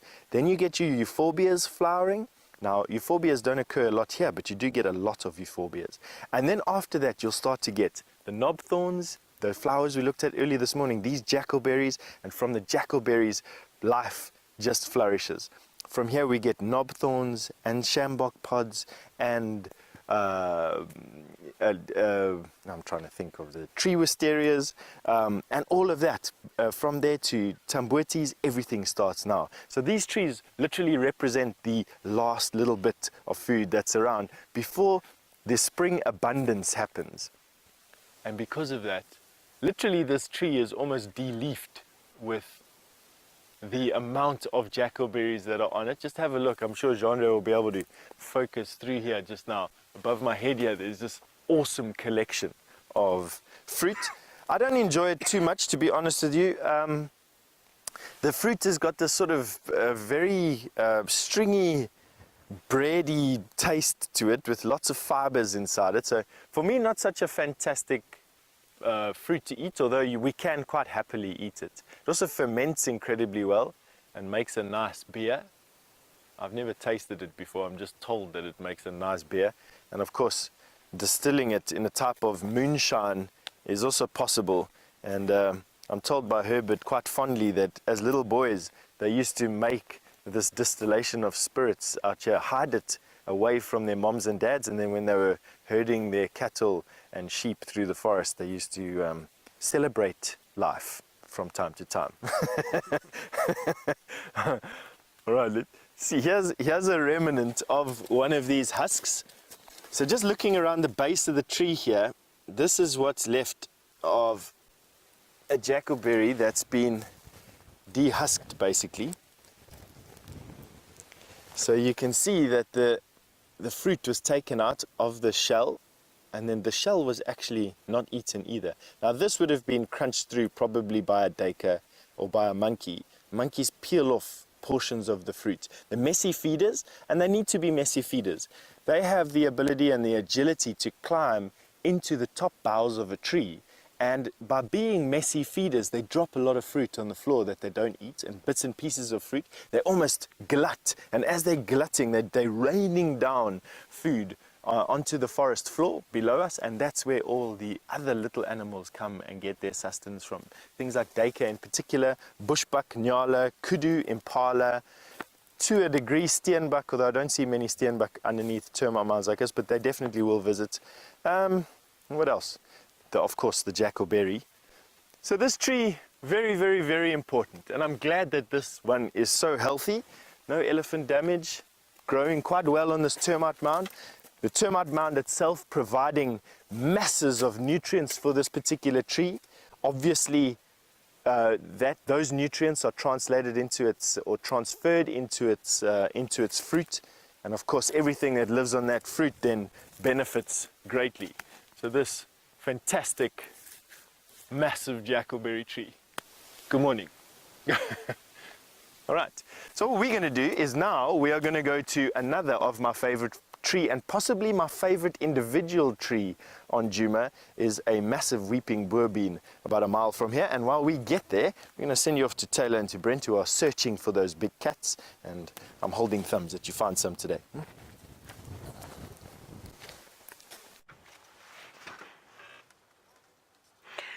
Welcome back again. Steph is having lots of fun with the trees this morning and the birds, which is quite exciting. And it sounds like he's actually having a bit more luck than we are. We had just got footprints.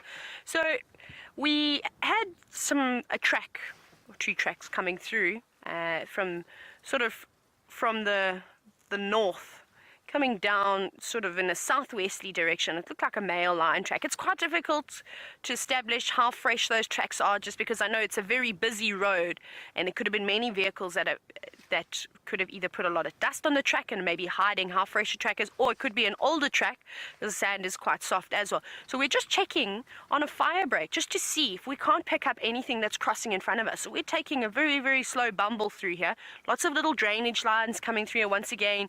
It's nice to sort of keep out of the wind, keep out of the heat of the day. So we're just gonna keep checking and just see if we can't pick up on any more tracks. So how's that quiz going? Has anybody got any answers for me?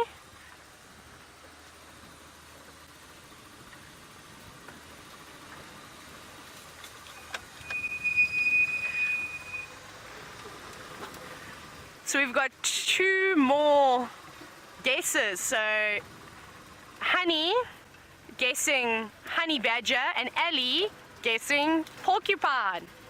I'm afraid you are both incorrect. So what does that leave us to?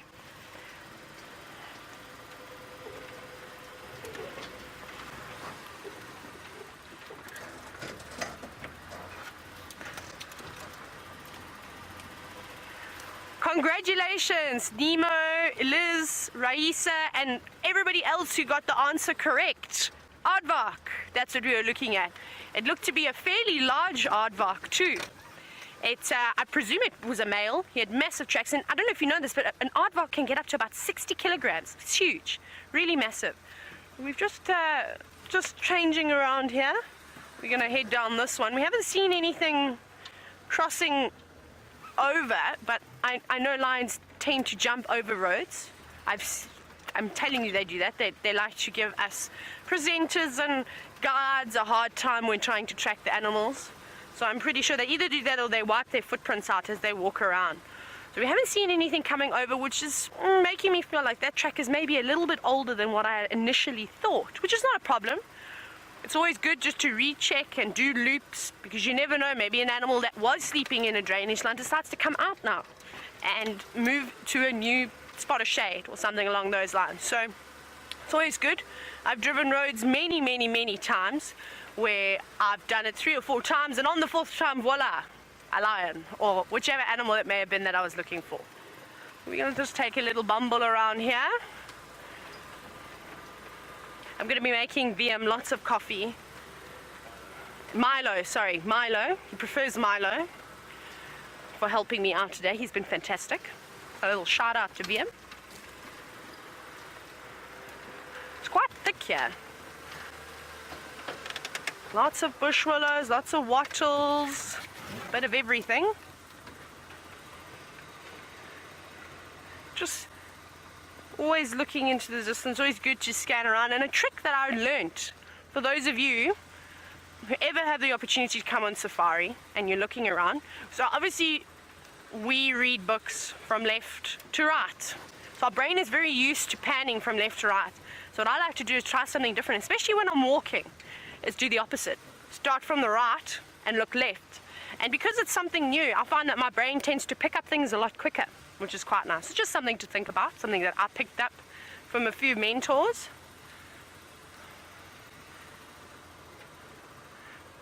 But it's looking very dismal here. Very dry. Oh, there's a few sprouts of green grass, which is actually not so bad.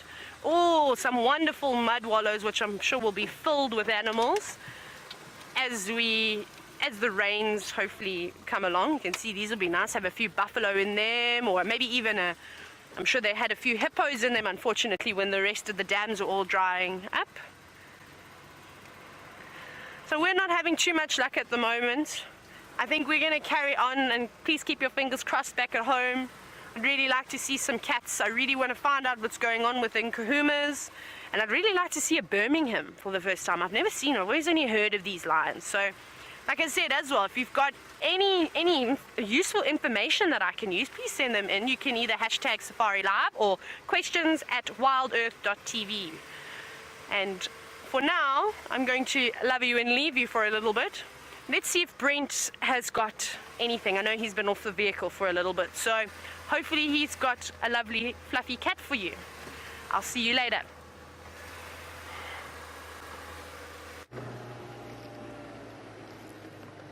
No fluffy cat, but I do have fluffy hair.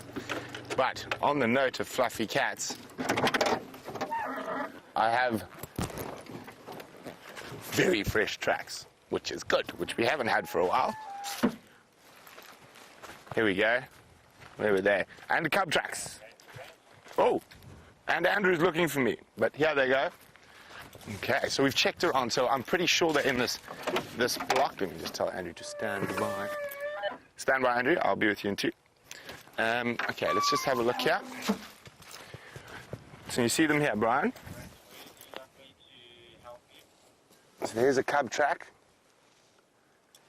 1, 2, 3, 4, 5 tracks. I can see adult lioness.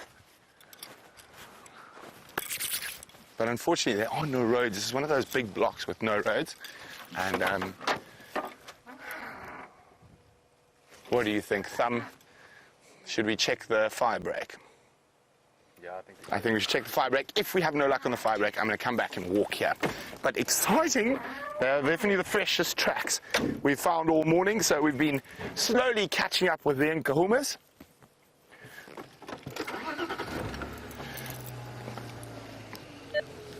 Sorry, Andrew.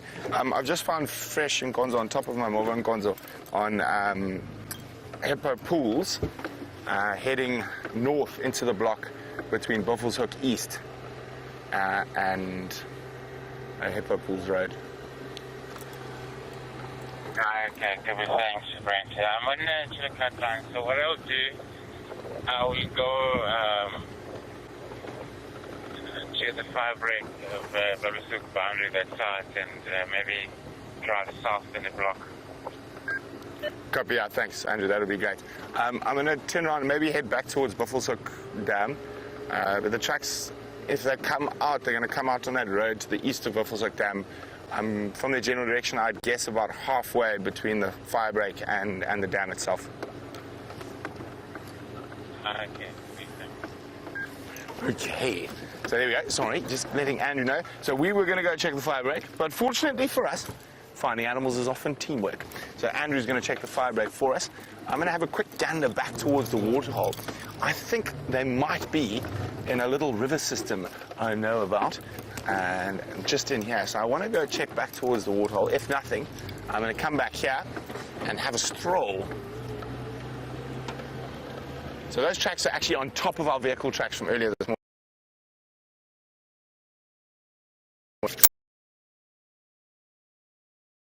.tv or hashtag Safarilive if you'd like to know how we track lions or how we find animals out here, or if you have any musing, wandering, pondering about the wild African bushveld.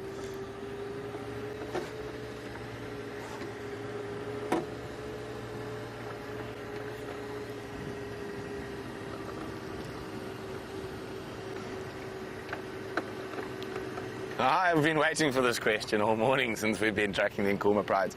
What are my thoughts on the missing Nkuhuma cubs? And that's from Lynn. Lynn, it is normal.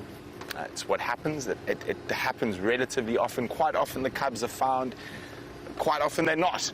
You must remember that there is about a 60% mortality rate with lion cubs from various different reasons. So it's sad, but it is part and parcel of life in the bush. Now, if lions were able to successfully rear every single litter, there wouldn't be an impala or a buffalo left. If we had herds of 60 lions, there would be almost no animals left. So it's nature balancing itself out. Of course, I really hope that those cubs join with the pride again, but there is a possibility they won't. Hopefully, who knows, if we find them this morning, they might all be together. And those little animals are a lot more resilient than we give them credit for.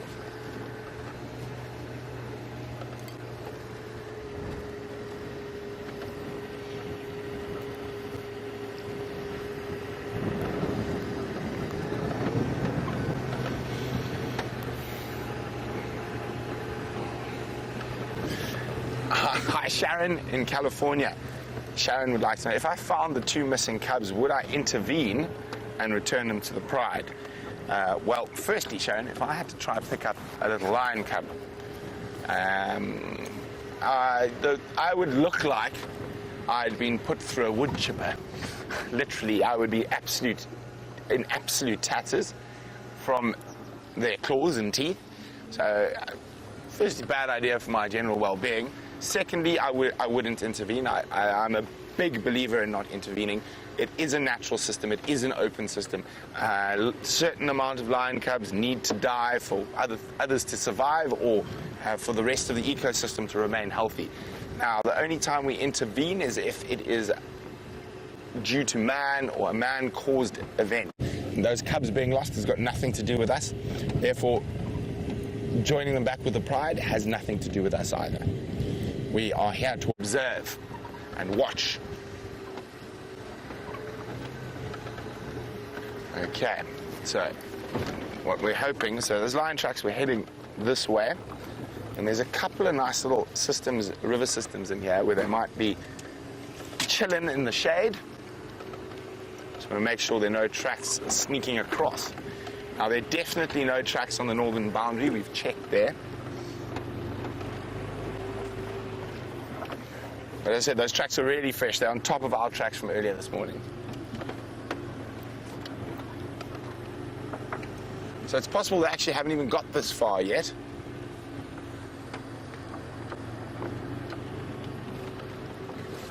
But we are keeping our eyes peeled. Isn't that a strange saying, keeping your eyes peeled? It's an incredibly painful process to peel your eye. But I wonder where it comes from. Does anyone know where keeping your eyes peeled comes from? If you know, let me know. Questions at Live-Sept or hashtag Safarilive. Some of the strange musings you have while on an African safari. But while we muse how to peel our eyes, let's go see how Steph's faring on foot.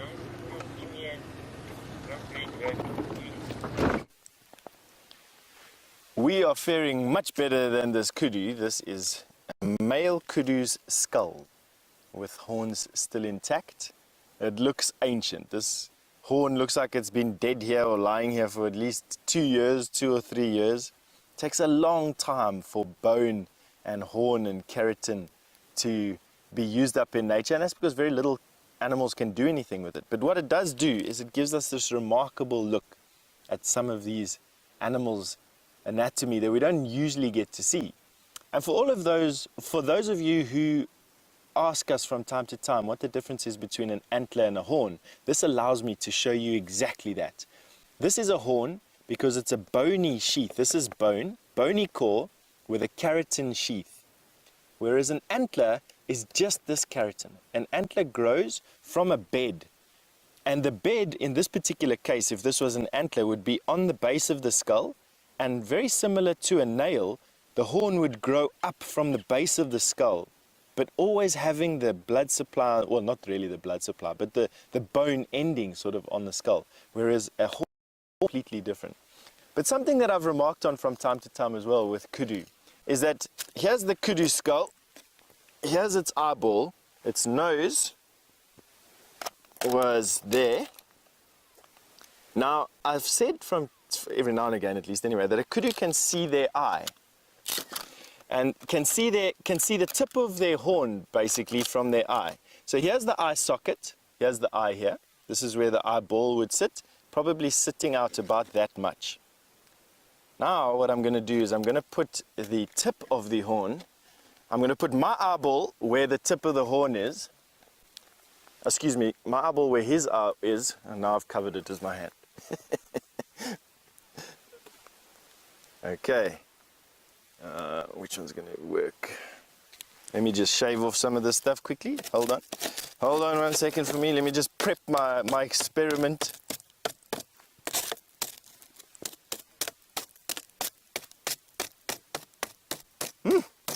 This smells. These keratin moth caterpillars. Alrighty, let's do this again. So there at the tip of the horn, my eyeball is where the kudu's eyeball is, and if you have a look, you can see my eye. Have a look at that.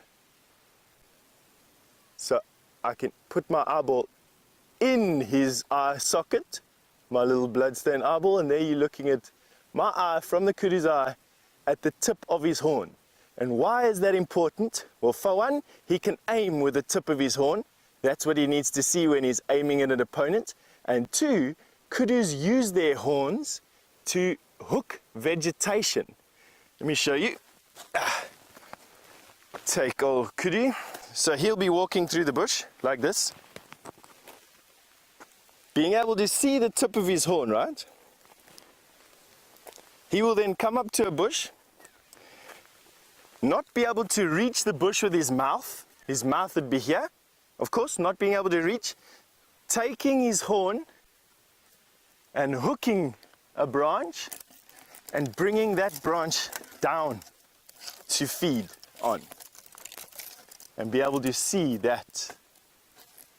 They break and thrash bushes, trying to break sticks, and then they'd break it and bring it down to a level where they can eat it at this particular level. Quite nice, eh? Interesting, these kudu scorns. But absolutely.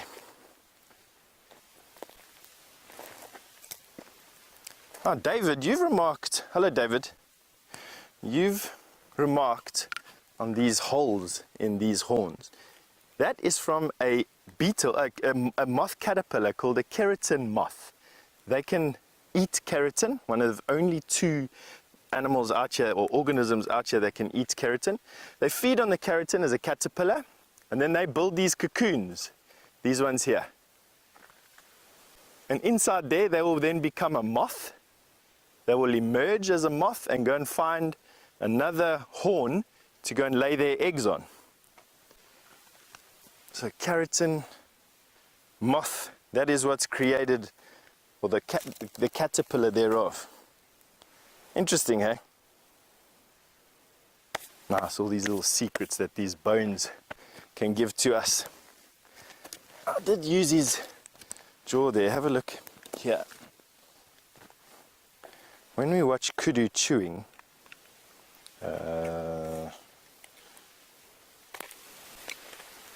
that way. This is how their teeth fit together.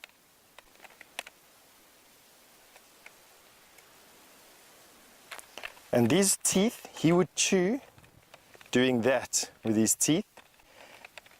And those ridges are what grind the food down to that very, very fine food that we see coming out in their dung. You can see all those surfaces there, those grinding surfaces. They'd be together. Oh, my puzzle building is not there. There we go. And he'd move it in that circular motion, grinding those things down. Interesting, eh? Actually found a spider here, which I don't know what it is as well. Have a look there.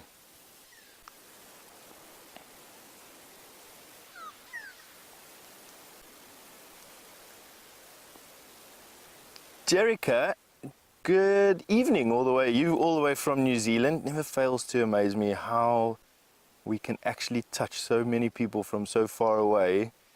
But Jerica, you've asked me, could I tell how old the kudu is from his horns? I can guess, Jerica, and I'm going to show you how I can now in a second. We use the horns as an indicator of age. So basically you count a full twist. All right, so we're going to do that together. From the top here, you've got 1, and then the next time it comes to the front is 2, and the next time it comes to the front here is 3. But if we have a careful look at the horn tips of this particular kudu, the horn tips, these last little bit, the last inch or so, if I stick my fingers up, you can see that they are almost parallel with one another. They're not facing each other, and they're not turned away from each other. And that shows me that this was a fully mature breeding bull, or bull of breeding age. In other words, one of the prime bulls that we have out here. Anywhere from 5 to 6 years old is where I would judge this particular kudu to have been when he was killed. If his horns were out, these tips, this one is getting there. You can see it's going to start to point in this direction. Then they are around about 6 to 7 years old, and anything on the inside curve. So in other words, if these horn tips were pointing toward one another, would be in the 4 or 5 year mark for a kudu of this particular size. And how you measure horn length with a kudu is from this, there's this ridge. You measure it on that ridge starts here. So you'd measure it from here, you'd bring it around and around and around all the way to the tip of the horn. And a big kudu bull is around about 60 inches of horn. So an actually massive amount of horn. So about 60 inches is a big kudu. And we don't have that big monsters walking around the Kruger. I mean, I'm not a person who judges horn length or anything like that, but I would imagine that most of the big male kudu that we find in the Kruger National Park have horn lengths of around about 50 to 60 inches, with a few exceptions over 60 inches. But that would be the exception. All right, now obviously the lesson is don't play with bones that you find in the bush unless you know exactly what killed that animal. And the reason for that is anthrax. Anthrax is a spore that really starts to wipe out animals around about the dry time, and it's because it's a spore that's very heavy and it is denser than water. So it goes and lies in the deepest parts of the dam, and of course the deepest parts of the dam are the ones that dry up last, and animals will come and kick up that anthrax spore, drink it with the water, and for a ruminant that would be deadly. Now I don't know what killed this kudu. I can presume that it's lion. You can see how its bones are lying all over the place. It's been here for it's definitely more than 2 years. I would say probably, I don't know, even closer to 3 or maybe even 5 years. So difficult for me to tell. It is a bit of a risk of me playing around with the bones, but because it didn't die now, because it hasn't died recently, and in particular if it hasn't died from a cause that's not immediately apparent, i.e. it being inhaled by a lion or by a hyena at this present moment in time, I thought that it would be safe for me to touch. You don't want to go and touch fresh carcasses out here this time of the year that you don't know what has killed them, and their bones as well. So I just let bygones be bygones with carcasses usually if I don't know what killed them. Excuse me. And on that note, and because I've gotten sidetracked from my Weeping Boerbean expedition, we're going to carry on our way and send you over to one of the other vehicles for an update.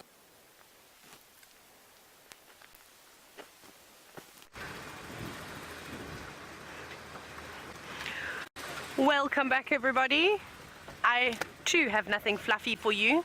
We've just seen a lot of footprints, which is good. So I think we're in the right area where Brent has been looking around. And like I said, we're just slowly bumbling because those tracks look really nice and fresh, and the females actually did what I said earlier. Some of them went straight across the road and the others only came out a little bit further around.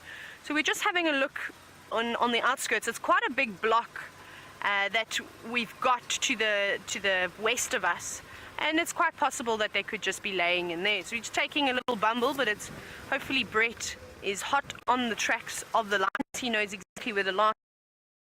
So I'm going to let Nyala hiding in the thicket, and over here I better concentrate.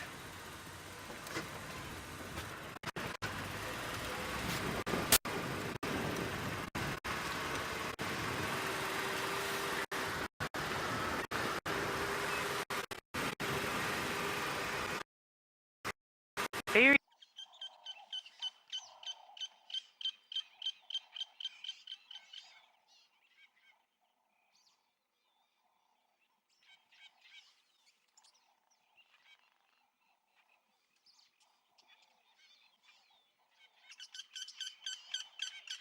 So unfortunately we experienced some tech difficulties. That's one of the things about being alive and in the bush, but our tech crew is on it and not asleep like the lions behind me. Hopefully we'll be back with you shortly.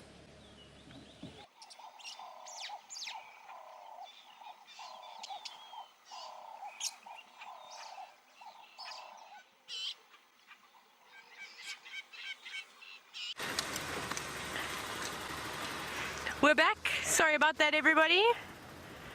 But we are here in full force now. That's one of the joys and wonders of being in the African bush. But it's quite nice. You get to get away. I quite enjoy not having reception sometimes. Just to remove myself from social media and the outside world and just really get in touch with nature. I think that's really important. important to do. It's very quiet this morning. As you know, these often happen. I'm going to blame the wind this morning. I think it's the wind's fault that we're not seeing anything. Hopefully this afternoon the wind will drop. We don't often have wind for the entire day in this area. It's usually either in the morning or in the afternoon. And it is September. August, September is the windy time. But we're gonna carry on bumbling. I think bumbling is the word of the day today. I've used that a few times.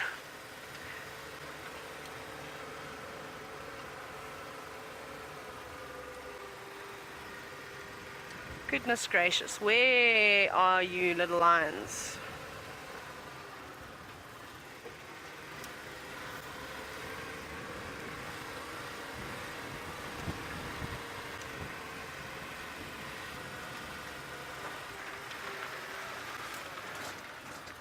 Morning, Glory. Thank you so much for that information. She's given me some more information about the deer, the white-tailed deer. So apparently they're quite similar to Impala, and they have antlers and not horns, and it's just the males that get the antlers. So I'm sure most of you know, or actually it's a question that actually comes up quite often. So maybe I'll just quickly reiterate about the difference between antlers and horns. So here in Africa, our antelope have horns, so it's a bony protrusion with a keratin coating, and they don't shed them, so they have one set. So if they lose one in a fight, well, then they've only got one horn. If they lose both of them, well, it's unlucky. Unlike deer, which have antlers, and antlers, it's just keratin that is grown annually and then shed, which is quite nice. I've never seen an antler before in real life. I would like to see one. I'd like to know what it feels like. So if anybody actually knows what antlers feel like, if they can describe it to something that maybe I would know out here in the bush, that'd be great too. Asking lots of questions today, which is quite nice. We're gonna go up and around over here, have a little scan.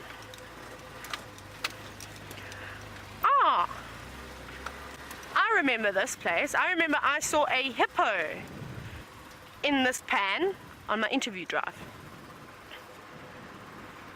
But there are no hippos here today. There's just mud, dry mud, lots of footprints.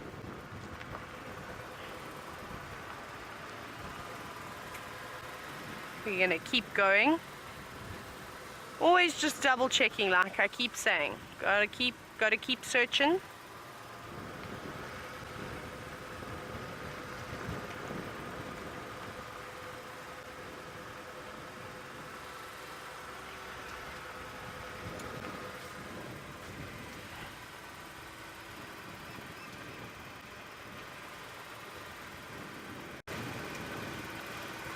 So Eritus, good morning to you.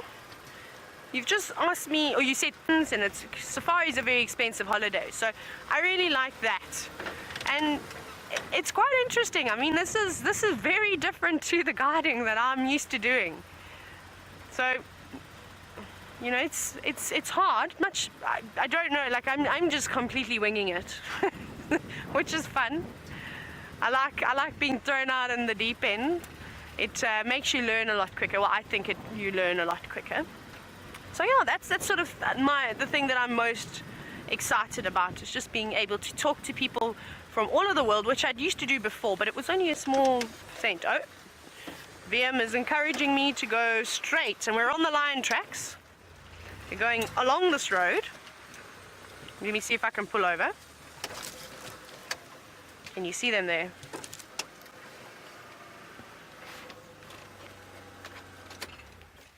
Let me jump out quickly and do. Oh, you've got them. So we've got some tracks going on. They're starting to get a little bit wind blown now because the wind has picked up. Looks like a female. So let's carry on going straight and just quickly double check and see if these tracks don't cross out of here.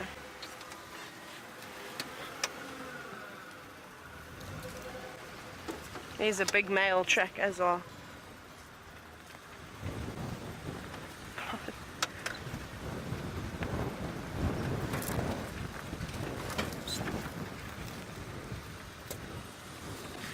Robert McBlob, thank you for letting me know about what antlers feel like. Apparently they feel like glass rather than bone. That's quite interesting. I never would have guessed that. That's really amazing. We've got lots of lion tracks going here. Lots and lots. Now I've lost them. Okay. Let's go down this way a little bit. They're gonna... Okay, so it seems like I've got the lion tracks crossing out of our property now. Going into Via, maybe you can help me where they're heading to, Buffels Hook. So I'm going to let the guys know we've got lots of lion tracks crossing out here. So I'm not sure if anybody is aware of that. Which is quite interesting. So they head out on a little animal pathway. Okay, let me quickly update the guys and just let them know, because everyone's spent quite a bit of time tracking. I do need to just get some intel over here. VM, whereabouts are we on Buffels Hook Cutline Junction? I'll get better. Say again, what's it? Junction to Buffels Hook Dam. Let's let everybody know. Brent, Taylor.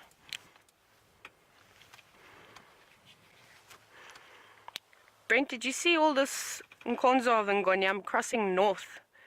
We just here at Buffels Hook, Cutline, Buffels Hook Dam Junction.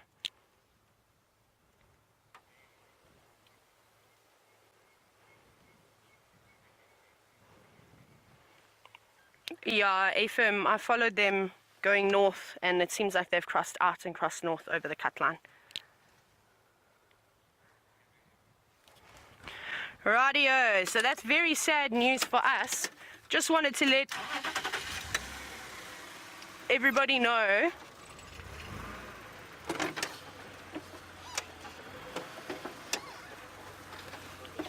you know, that actually looks like a leopard, but that is a lion. Okay, well that's a little bit of sad news. So we're gonna maybe change our mind a bit. Let me see, what else would everybody like to see today? I think the cats are a bit on the scarce side, unfortunately. I think, like I said, I'm going with the wind as the blame today. So what else would everybody like to see? Send us some questions, send us some requests, and we'll see what we can go and do. I'd like to try and find some zebra. We saw some very early this morning in the very, very thick bush. We could just sort of make out that there were zebra. Maybe we'll check some areas and just see if we're getting lucky. The wind is picking up now, it's starting to gust. So I can also only presume that some of the animals are going to be moving into the thicker vegetation now just to try and get away. But let's see, maybe we get lucky. Maybe we've got somebody on our side today.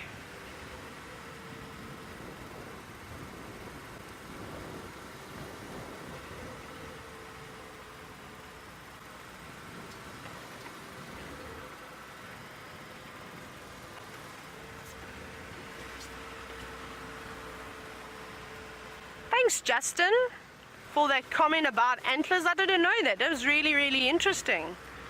Just check there's no one tailing behind us because I'm going rather slow. Thank you for that. I'm learning everything, something new every day, and that's what's so fantastic about this job, is that you can always learn from somebody that's got more experience than you, somebody that's got less experience than you, and we also all look at things differently, which is what's so exciting.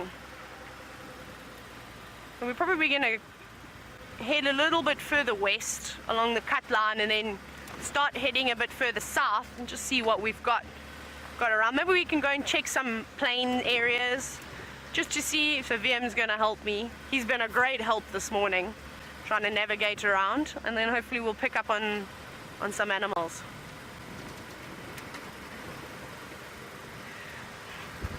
So Justin was just saying, sorry, about the antlers, about how it is actually blood that's fed to the bone of the antler, And something I didn't know is that it's quite hot to the touch. I would never have thought that, because if you touch an antelope's horns, if you've ever done any game capture or anything like that, and you do get an opportunity to get up close, it doesn't feel really much like anything. There's no sort of heat coming off of it. So that was quite interesting. I'm going to do a bit more research about that, as I think I'll do a bit of Googling, seeing as we don't really have any books based in South Africa. I'm sure I could get a book about deer. And yeah, do a little bit of research and add that to my notes. I have a very big notebook. I'm always adding to it every day. I try and do an hour of research every day and just find out on something new.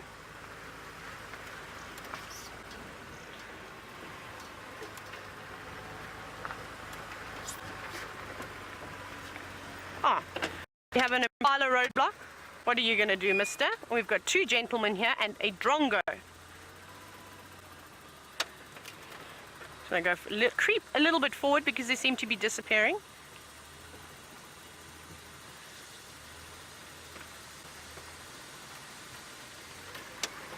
I have to show you this little drongo though, because these are one of my favorite birds. Look at him just sitting there, perched beautifully. I shouldn't say he because I don't know if it's a male or a female, but they are such wonderful birds and so intelligent as well.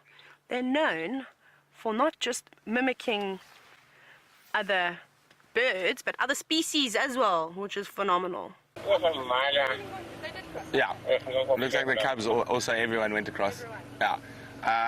Next time. Yes, I'm going to head for Sydney's and then across west. Good luck. Yeah. Bye. Well, we found the wildebeest, which is the zebra's friend. It is probably the only wildebeest in Chuma who doesn't have any horns. Or does he? That's the question.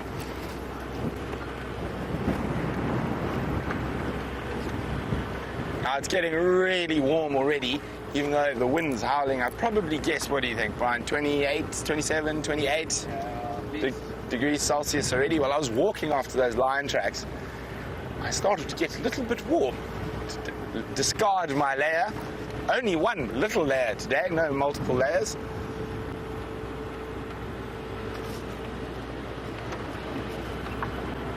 So, as Taylor just said, that in this wind, a lot of the stuff can be a little bit skittish. So hopefully we do find something that's a bit relaxed in the wind. And hello, is it Tim Painter? Well done on number 101, I think it was.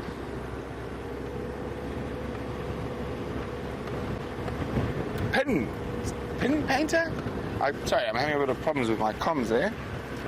But there we Pin, not Tim Pin. Yes, there we go.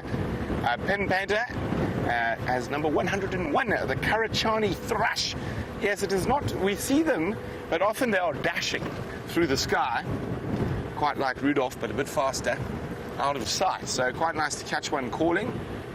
Now I'm going to head to the west and then start working my way south from there. Maybe we'll have some luck with some leopards. Now Tingana seems to be still in Torchwood. I know Aubrey's following up in his tracks, and so is Tundi. So Karula, we're not sure where she might be. And of course Shadow pops up here, there and everywhere at the moment.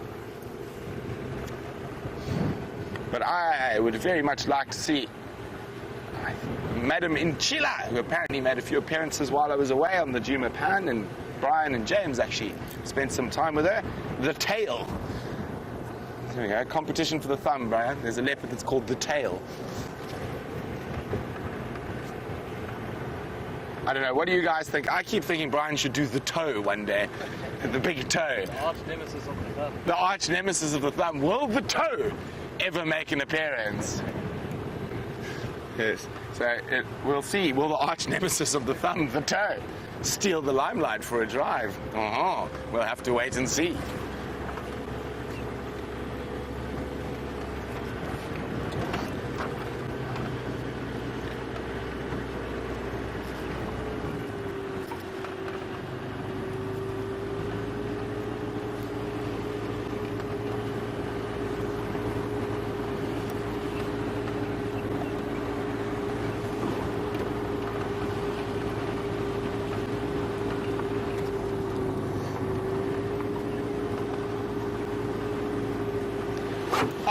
Bud in North Carolina, thank you very much for that information on the saying to keep your eyes peeled.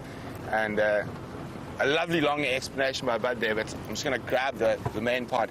It's apparently from the frontier, the Old West. It was to keep your eyes skinned, which makes more sense to me because keep your eyelids open and skinned. So I'm afraid we saw the wildebeest sitting on the back of a vehicle, and I know Taylor's in search of, but they're disappearing already. But there we go. Disappearing already. Some zebras. There you go. Slowly making their way towards the Juma waterhole. Or to Gallagher Pan. It's the closest water for them at the moment. So zebra like to drink every day. They don't need to, but they do like to drink every day.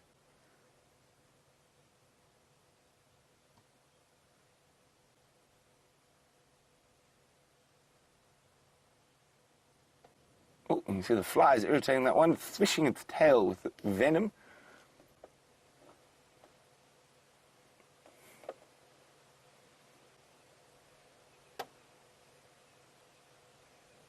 Oh, off they disappear.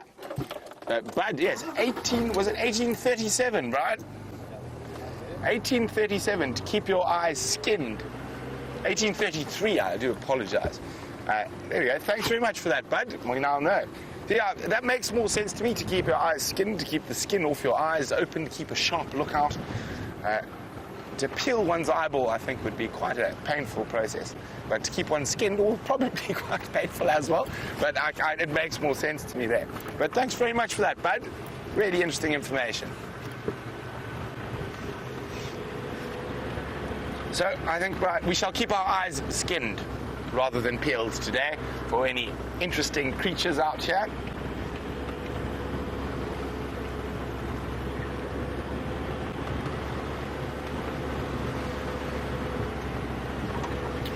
Now, we're going to keep on heading towards the west. Taylor's got one of the smaller, noisier critters that occur out here in the African bush.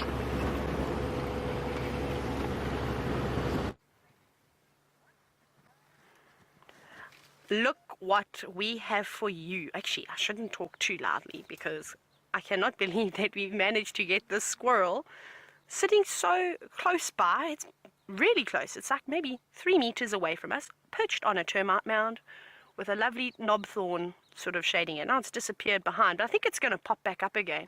It was really relaxed. Now, squirrels. Never trust a squirrel.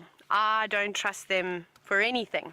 So often we rely on animals giving alarm calls in order to find them. And as Brent said, one of the noisiest creatures in the bush. And they are known to shout and scream for all sorts of things. You think, squirrel's alarm calling. You race on over hoping that there's going to be a leopard walking below it or something like that, or a pride of lions. And nope, nothing. Just shouting for nothing. Maybe having a territorial dispute or something like that. I'm not sure. Speaking of territorial disputes, some birds are shouting, but they've gone into the distance. It's a lilac-breasted roller making a lot of noise, but we're looking straight into the sun. So I think we're going to carry on.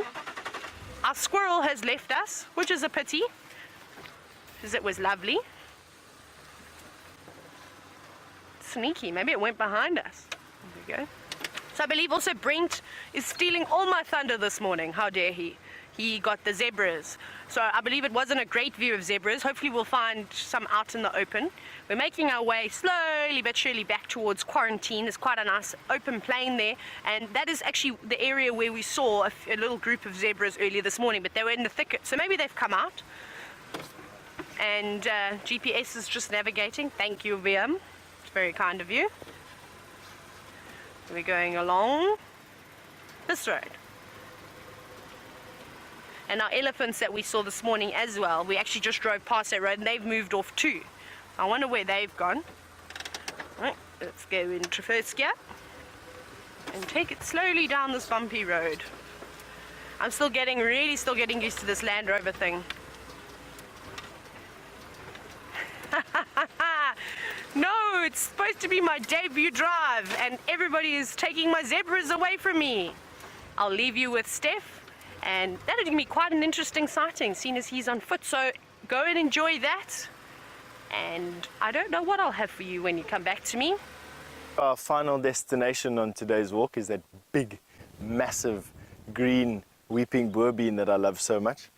You can have a look. This zebra just standing on the side of a termite mound. I have no doubt that what he's doing is he's busy feeding on the succulent grasses that grow on the sides of large termite mounds. It's where he's sitting at the moment. Unfortunately, for closer approach, zebra are visually focused, so they react quite strongly to visual cues, to movements in the bush. They will eventually react to smell, and you can see that the ash is being whipped away from the bag and almost directly onto that zebra. A little bit past his nose. I think that's probably why he hasn't run away from us just yet. But if we move a little bit forward, our scent is going to brush on top of him. Let's see. Keep on testing the wind.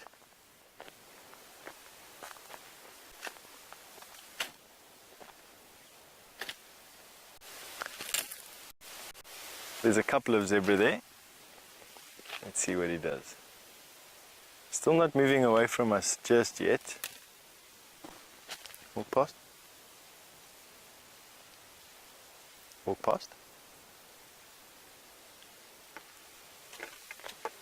Just got a bush here, so it's of getting the antenna untangled. But let's go here.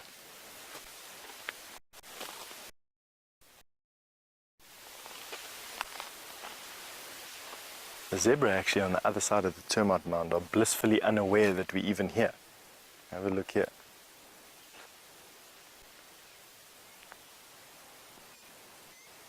And that is because she couldn't see us. Couldn't see us because of the termite mound. Can't smell us because the wind is just going past them a little bit. It's allowing her to sneak even closer.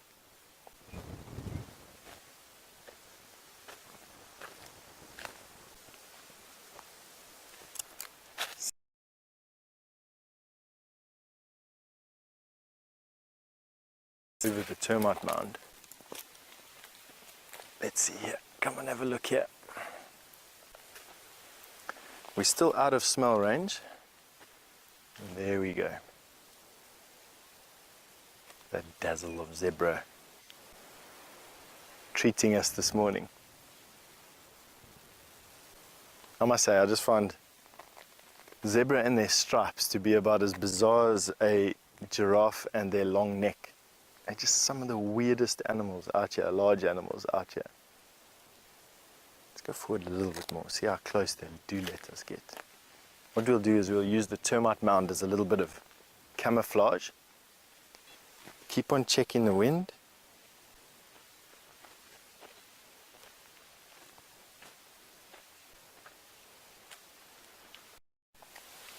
Now the zebra's just seen us.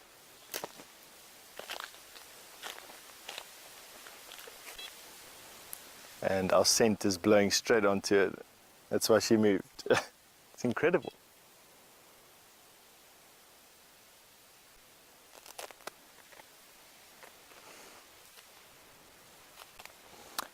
James Richards, you've just asked me a question. Why do mountain zebra seem to be the only zebra with a dewlap? James, good question, and I'm going to try and answer it in this, is to have a fat animal, but zebra are one of those animals that can produce quite a lot of this saturated fat that runs just underneath their skin along their body. And I would imagine that the mountain zebra living in the type of arid regions that they live in have this dewlap so that their skin can stretch to accommodate a higher fat percentage. So in years where rainfall has been high and been good and the grass has been good, I would imagine that the zebra can get quite bulky, relatively speaking, and that dewlap will allow the expansion of the animal's fat reserves. That's just a wild guess. I'm not sure at all. It's just taken from what I understand about zebra. It could be as a display thing. Perhaps mountain zebra need to display, and they use the dewlap as a type of lateral display from one rocky hilltop to another rocky hilltop, similar to how goats do it. And that dewlap will be a sign of strength and virility for a rival stallion or for a rival herd of females. So it could be any of those two. I'm not exactly sure, James, but I hope that those two explanations helped you decide for yourself what it could be. Those zebra have now moved on, and they moved on simply because while we weren't threatening to them visually, we were too far away.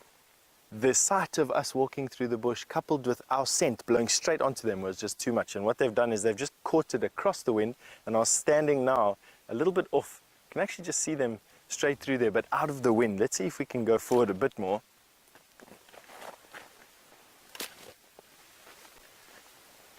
And show you the zebra.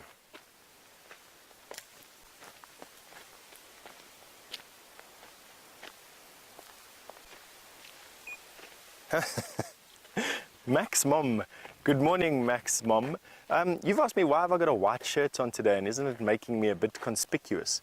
The truth be told is that my green shirt is in the wash today, Max Mom, and so I didn't have it in time to put on this morning. That's the truth of it. The other part of it is that I've never really found that a shirt like this, not completely white, that is as white as what a khaki shirt probably can get, but I do find that it's not too inconspicuous. Let me go stand next to this tree. I'll show you what I mean. Most of the bush cover this time of the year tends to be similarly colored to the shirt, and as long as you're standing behind some vegetation and not in bright light, that I seem to blend in with the colors found on these particular trees, as you can see. So it wasn't too much of a problem in my shirt selection this morning. I really just thought the drier the better for this type of shirt. I definitely won't wear it in summer, where I think I will stand out like a sore thumb. And then of course you have the animals that we're just looking at it now, which are dressed half in brilliant white and tend not to have such a problem. There the zebra are through there, and you can see we didn't chase them at all. They just moved out of our scent. Isn't that incredible? And we're now probably about half the distance when we first saw them, closer to them. And I think because we're going to be changing our approach angle now to a more oblique angle, that they'll actually allow us to pass pretty close to them. So I think what we'll do is we'll adopt the typical approach of a herbivore, and it's almost directly in line to the tree we want to get to, which is that beautiful green tree there, my favorite tree at Djuma at the moment. That's our destination. When we get there, we're going to sit on the termite mound and enjoy for a bit. But let's see if we can bypass these zebra without creating too much consternation. All right, and while we get to our tree and find a pretty place to sit on, we're going to send you through to Brent for an update.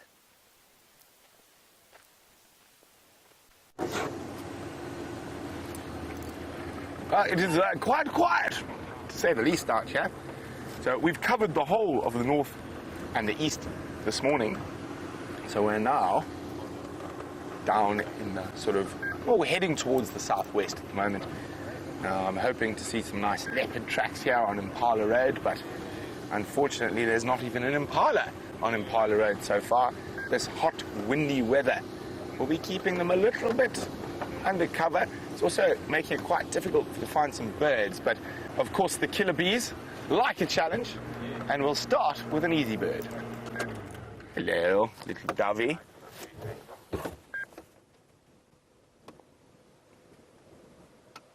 Beautiful. You can see how windy it is. Dove's battling to balance in the gusting winds. Oh. Not the best perch you chose there on that little ziziphus, little buffalo thorn.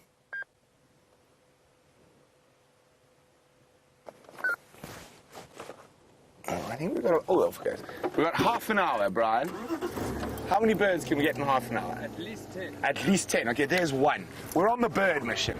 And in this windy weather, it's a real challenge. But as I said, the killer bees are always up for a challenge. And you're searching, Brian. I'm looking as well. going to be a challenge.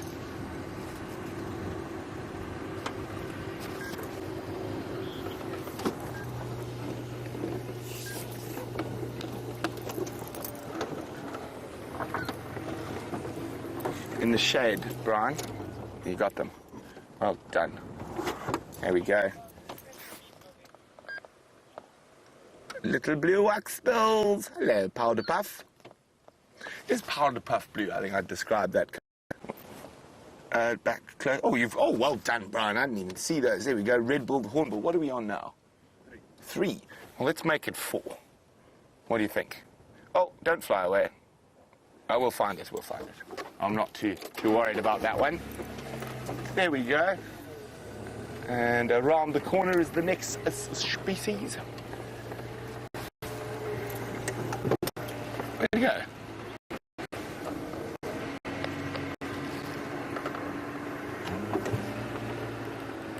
There he is. I know you've seen one with Taylor, but there we go, a fork-tailed drongo.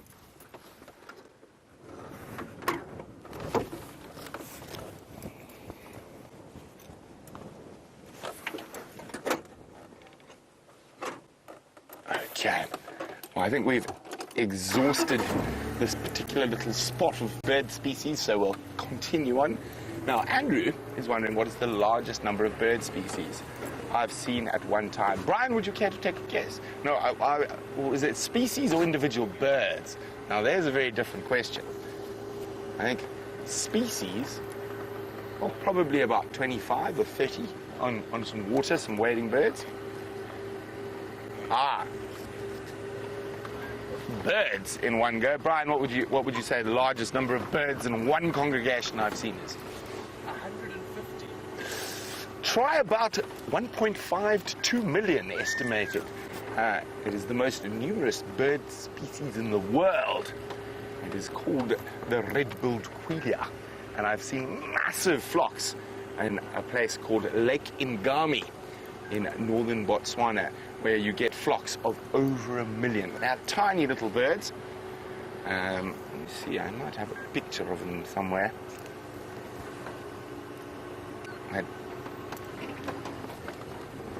Now, when you are around them, they actually block out the sun. You cannot see the sun through them, and they're like a massive cloud. Do yourself a favor. I'm not going to show you a picture. I'm sure you'll find it somewhere on the interwebs, but Google flock red-billed quelea or large flock of red-billed quelea. Just have a look at that. It is, and there's no ways I can describe it. I mean, if you take the skyline, that I've seen a flock that goes from there, wee, all the way to behind Brian, and in the sky they take up from the horizon to beyond where I can reach, just one flock of birds. It is absolutely spectacular. So yeah, often in flocks of over 1 million, specifically at this time of the year, in the dry season. We don't really get those monster flocks in this part of South Africa, but in the more arid parts, they can really get into these massive flocks. But they are quite a problem for farmers. Can you imagine 1.5 million queleas will decimate your maize crop in a very short time? They literally strip grass bare. They're little seed eaters, and not anymore, but in the old days, can you believe they used to napalm them while they roosted to try bring the numbers down? But what quite often happens with species like that, when they're put under pressure, their breeding rate actually increases. So napalming was not a good idea. Brian, where are the birds? They're hiding. I think we should take a quick trip to Botswana and go see some queleas. Oh, dust's catching up with us. We need to go a bit faster so we don't eat our own dust. Oh, yeah, no one's driven down here yet this morning, so we've got a chance. Something. A track. A bird. As I said, this weather is not conducive to great general game viewing or bird watching, but as I said, we're the killer bees. We like a challenge. Well, we're on 5, eh? Red-billed hornbill, blue waxbill,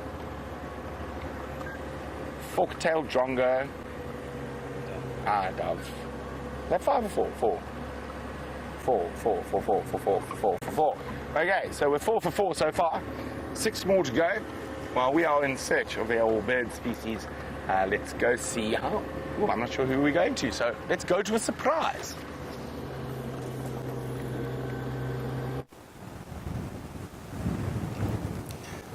Yes, this is exactly it.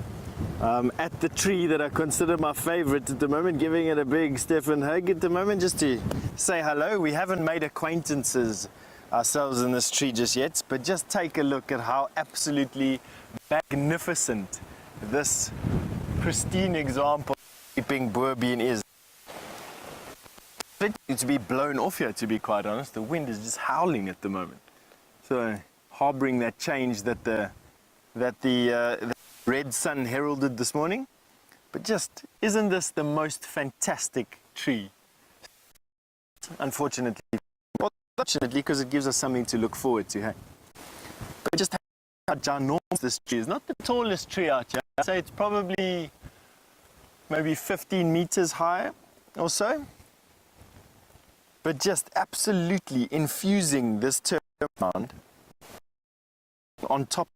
No doubt that it's growing on top of this termite mound, not through, and I'm going to prove it by having to ask you to have a look at fantastic roots that are coming throughout this termite mound, and you can definitely see that they are roots, not the old bark of this tree. Now, how old this tree would be, I wouldn't even hazard a guess. 200 years, 300 years, maybe 400 years old. Definitely old. And it's one of the reasons why enormous trees like this are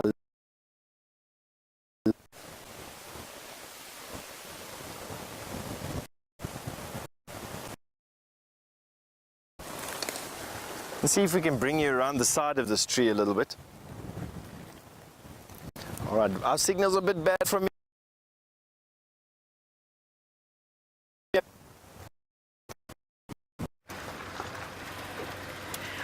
Hello again. So I believe that Steph and Brent had nice zebra sightings. I suppose Steph had it. And I really wonder if Steph managed to sneak up on the zebra because they've got fantastic eyesight. It'd be quite interesting to hear at breakfast how well he did. So I'm looking for elephants because they're my go-to animal and everything else is hiding away from us. So we're trying to look for a breeding herd of elephants, which hopefully we're going to find. I know we don't have lots of time left, so we're going to go into an area where apparently there were some seen this morning, and hopefully they haven't moved too far away. So they were on quite a long road, so we're basically heading straight towards that area. We're not stopping at Begin.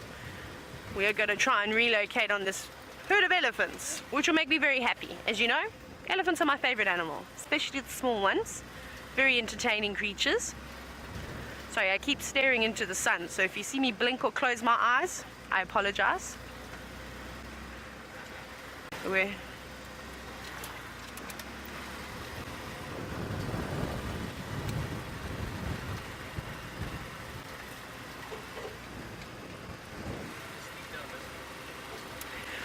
Marianne, so you've asked me what animal inspires me most, and I'm going to stick with the elephants, just like you, Marianne. I believe that the animal that inspires you most is an elephant too. It's just amazing that such a big animal that looks nothing like us as humans can share so many similarities sort of with their personalities, the emotions that they show, all their different movements. I can't get over that, and I'm going to talk about that for the next 150 years. And that's the animal that I absolutely love. How they go from being such tiny little characters, trying to walk, trying to stand. Once they've got that right, then it's trying to master the trunk, which is quite difficult and proves quite entertaining for us to obviously watch. So I love that whole process, and then as they get on and move on with life and get older and learn all the different migratory routes or where's the best place for water for different times of the year, and just, I love that. That's my favorite. So Marianne, I hope that answers your question. I'm just going to pick up the pace just a little bit because I'm not sure how far we've still got to go, and I bumble. I drive like a tortoise sometimes, which is not a bad thing, but sometimes when you need to get somewhere, it's also not a great thing.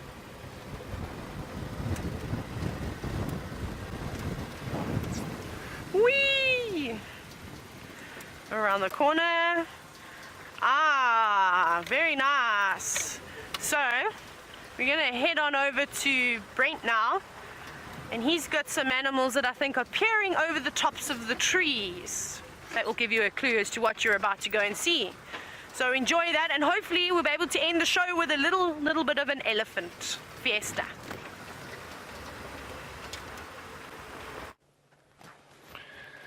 Now we're playing Who Can Spot What?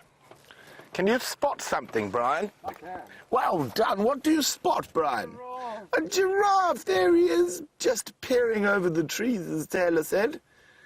A male giraffe. Now, last night, before I went to bed, I was reading, and I found some very new, interesting information on giraffe.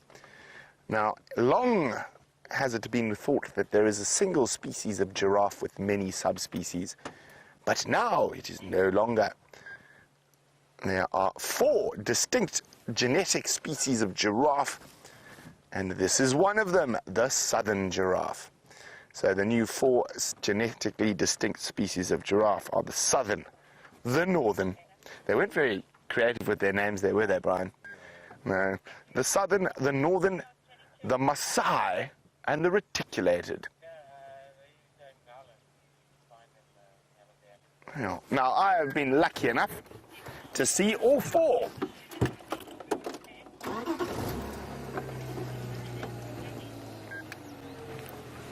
Yes, now, that is a very recent announcement, and Andy and Julia are wondering what is the significance of that announcement.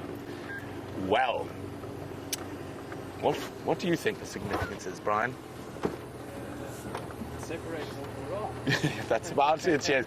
So, with reticulated and Maasai, which have quite limited him ranges, or the Maasai is okay, it makes a difference probably in terms of conservation, that you probably find there'll be a bit more effort, a bit more funding put into the reticulated and Maasai giraffe and their subspecies like Rothschilds that are a little bit rare and under threat. But in general terms, it's an interesting fact. It does change the way the scientists have thought about the species. So, they all thought there were 1 and different variations of 1. Now there are 4 that have obviously come from a common ancestor. But in terms of long-term ramifications, I think from the conservation of the threatened 2 and their threatened subspecies, we probably find there's a bit more funding put into that. And for any other long-term ramifications, we're going to have to wait and see. But we are with the southern giraffe, who is happy and the most stable of all the species. If I remember correctly, in the greater Kruger alone, there's like 6,000. There's a few giraffe in these parts. Now, of course, we don't see many giraffe here where we are in the mixed broad-leafed woodland. They prefer the open basalt plains beset with many knobthorn trees. So we do have our fair share of acacias, but nothing like the basalt plains of the central Kruger, and that's the highest density of giraffe in Kruger as well.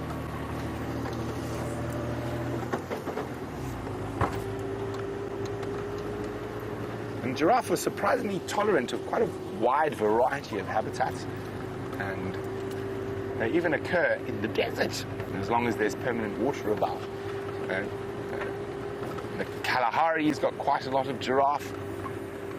In South Africa, not so many in South Africa, but in Botswana and Kalahari's got a fair number of giraffe, and they migrate in the Machadi with the zebra and wildebeest between the Naipan area and the Buteti River. Okay. Now, hopefully for Karula's sake, she's sitting happy with a kill somewhere in a block, but we haven't seen any tracks of hers, so we're going to make our way towards Treehouse Waterhole. We still have 6 bird species to catch up.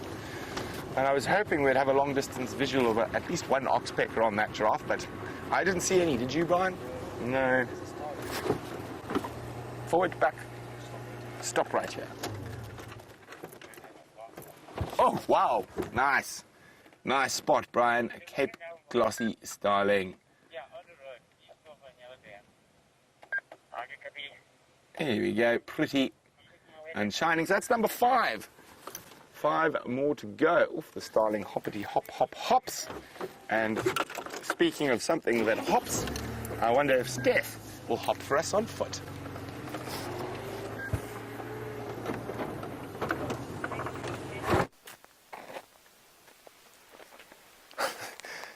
Absolutely not. I won't hop for Brent on foot. Hardly for myself. I've come here though because this wallow grabbed my attention. This is a wallow that fills up with water, where even if it rains just a little bit, to be honest with you.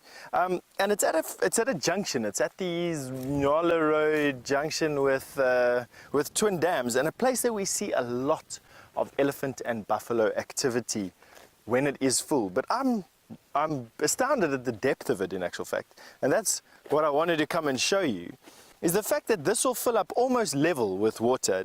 And they always look like these little mud puddles.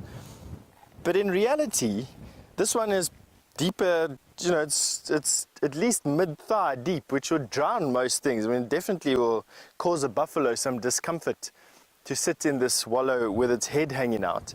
But every time I come here, this wallow is getting a little bit bigger. And that's because a mud wallow or a depression, just a little depression, fills up with some water, something will come and bath there, and a layer of clay gets deposited. And then again, something will lie there, another layer of clay. And eventually it gets deep enough to become a natural dam. So this is sort of, it's starting to get to that point where we are expecting this to become a natural pan or a natural dam that'll hold water for most of the wet season and for a long time into the dry season. And that's what I'm hoping for this. So every time an animal slips off the bank and slides into the mud, they increase this a little bit more. And every time a buffalo throws himself against a bank like this or like here, you can actually see where these banks have been rounded by animals lying against them. Every time a buffalo does that, or a rhino or an elephant, they make it a little bit more compact and they make it a little bit more robust. And that's basically how dam building is. That's how we have natural dams and natural pans forming over here. This is quite close to the river. It's adjacent to the Mulwati, probably 200 meters away or something like that, not too far away. But it's on that floodplain of the Mulwati, so it's lots of clay in this particular area. And clay is important for a pan because it stops the water from seeping away out underneath and back into the water table. So just a nice example of a pan, of a proto-pan or an early pan. All right, let's carry on. It's just such a nice day walking out here today. We've now got the wind in our faces finally, which is a good thing, because for most of the morning we've actually had the wind blowing from behind us into the bush where we're walking into. And it's a rule of thumb out here that you'll try and walk with the wind in your face as much as you can. Look, on a very windy day like today, doesn't matter where you're going to go. It's the wind is going to be either for you or massively against you. And yes, for elephant, for buffalo, and potentially for lion, it does make a difference. But when we're just ambling along through the bush out here, it's not too bad to have your presence announced. And so I don't mind walking in open areas like this with the wind blowing onto the bush, although that's not the case in this case. And with the wind blowing like it is now, a lot of animals get a little bit edgy. They rely on their sense of sound, or hearing at least, and when the wind blows like this, especially rhino can get quite bouncy and quite jittery. Buffalo as well, they go hide in thick bushes, and because the wind masks sounds of approach, you can get very, very close to animals before you even know they're there. And so that's what we'll be watching out for now. So while I'm busy walking, what I'm going to try and do is skirt very thick areas, and that's literally just to get, to reduce the risk, at least anyway, of us bumping into something here unannounced. But that's not really an issue today on this path right here, right now. Well, I say that, you know, anything can happen. Oh, there's some elephant noises coming off to our right hand side. Oh, here we go.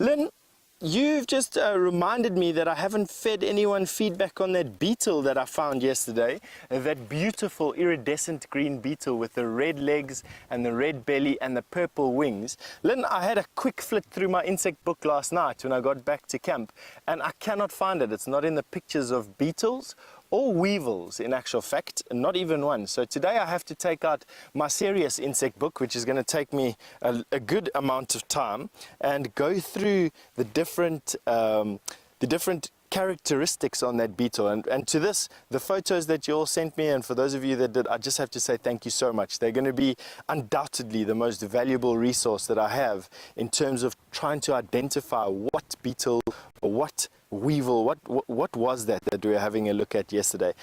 Now that I'm thinking about it, it definitely can't be a weevil. It had wings, so it's definitely a beetle. I just need to find exactly what beetle it was, and then I can hopefully get back to you. I thought it looked like a bacon beetle at first, so for those of you wanting to find out what was most like it, a bacon beetle was most like it. But have a look at this. These termites, harvested termites, are scurrying back to their hole. There's their hole there. They're going to find it now. What I did was I disturbed their grass pile. This is what they collected last night. Can you believe it? All of this. And now I'm going to just cover them up with their grass again. Can you believe that all of this was chopped quite neatly by a termite? This is what they did. They bit through that with their mandibles. They bit through it on the side as well. You can see how nicely that's been chopped. And then in their mouths, literally carrying this in their mouth, that tiny insect that's not more than that, carried this grass piece or this stump.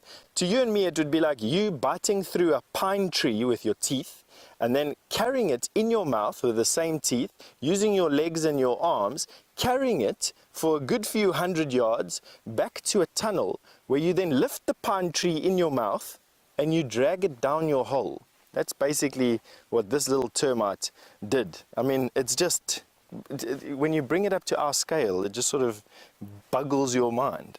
But all right, back to Brent B-Day and a green woodhoopoo. Don't laugh like that. Well, definitely not a woodhoopoo. It is a Mariko sunbird. Pretty little one. Look at those beautiful iridescence on him. Number 6, Brian. Number 6. Whoa, off he goes. That's nice. We don't see them too often. We hear them flitting about, but that's the joy of the super zoo. Number 6, and I think that might be even a new one for a few of our birders out there, the Mariko sunbird. Now, there are a couple of wonderful sunbirds we're seeing at the moment. Now, with the knobthorn starting to come into flower, we're going to see a few more of them. We don't have incredible diversity when it comes to sunbirds here, the most common being the white-bellied, but believe it or not, I saw the magnificent scarlet-chested in our garden a couple of weeks ago. So hopefully we'll find one on drive. Otherwise, we'll just have to go visit the Inga's garden and the aloes to find the sunbirds. Okay, so there we go, number 6. Are we pushed for time, Brian? We are pushed for time. The wind is gusting, the weather is hot, the birds are in hiding, but we like a challenge. And we haven't even seen a great go-away bird yet this morning.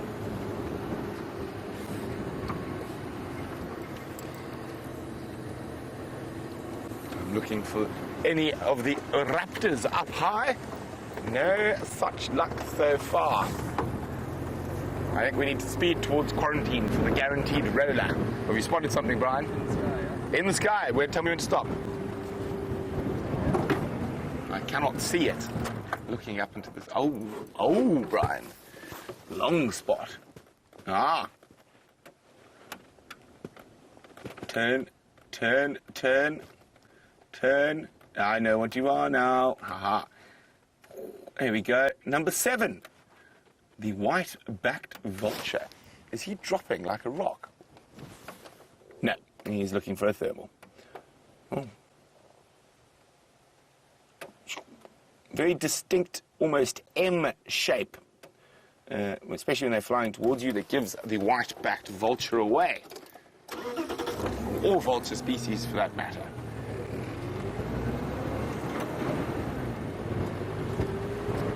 Okay, oh, it's flying. We're going to do one last ball. Don't go away. Oh, we're going to catch you.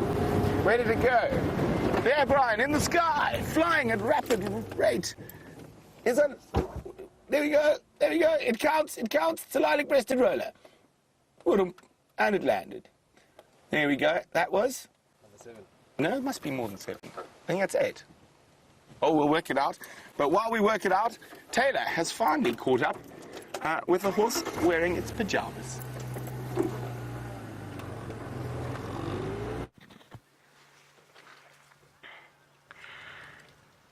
Hip, hip, hooray to me. I got the zebra, and I think my sighting of the zebra is better than Brent's.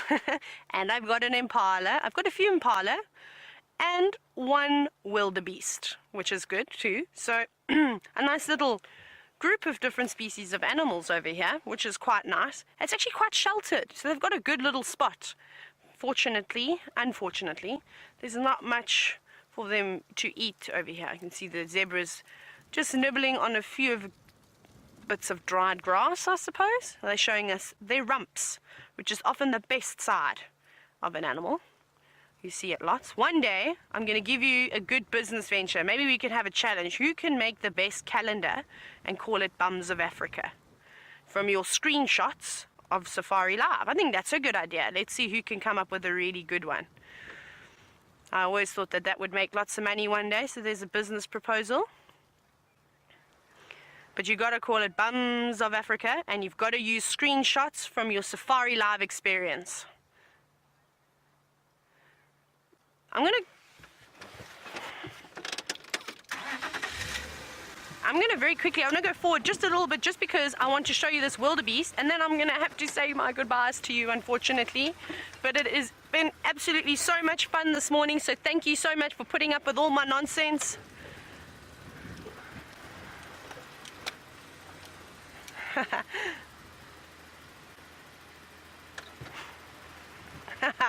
So I just got a shout out from where I used to work at Sabi Sabi, Mr. Ryan, who you may remember as well. He says that I'm doing a great job, so thank you so much, you guys at Sabi Sabi. I miss you all. And one last little look at this wildebeest, Gnu. Everyone always teases me for the way that I say wildebeest, but I don't care. And he is munching away. And thank you so much for this morning, and I'll see you all tomorrow morning for another sunrise safari. So have a wonderful day. Keep your fingers crossed that the wind dies down and the animals come out, and we'll see you tomorrow.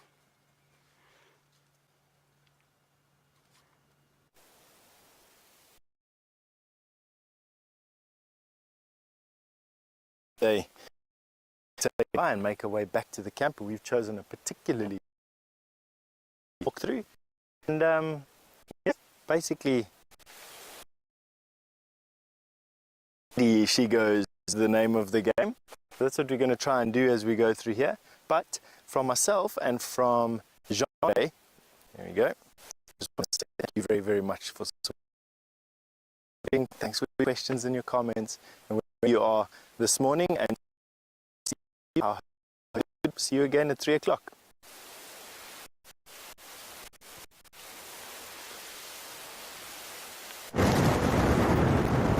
So now the wind is galing, but we haven't forgotten about the last 2 bird species. We're on our way to quarantine, hopefully for a roller and a grey-headed sparrow. But we might get something else. Could we even get 11, Brian? 1 more than our target. No, we've seen that one. Oh, we've seen a roller. We can't do the roller. Ah, there. On the ground. You got him? Don't fly away unless you come closer. Oh.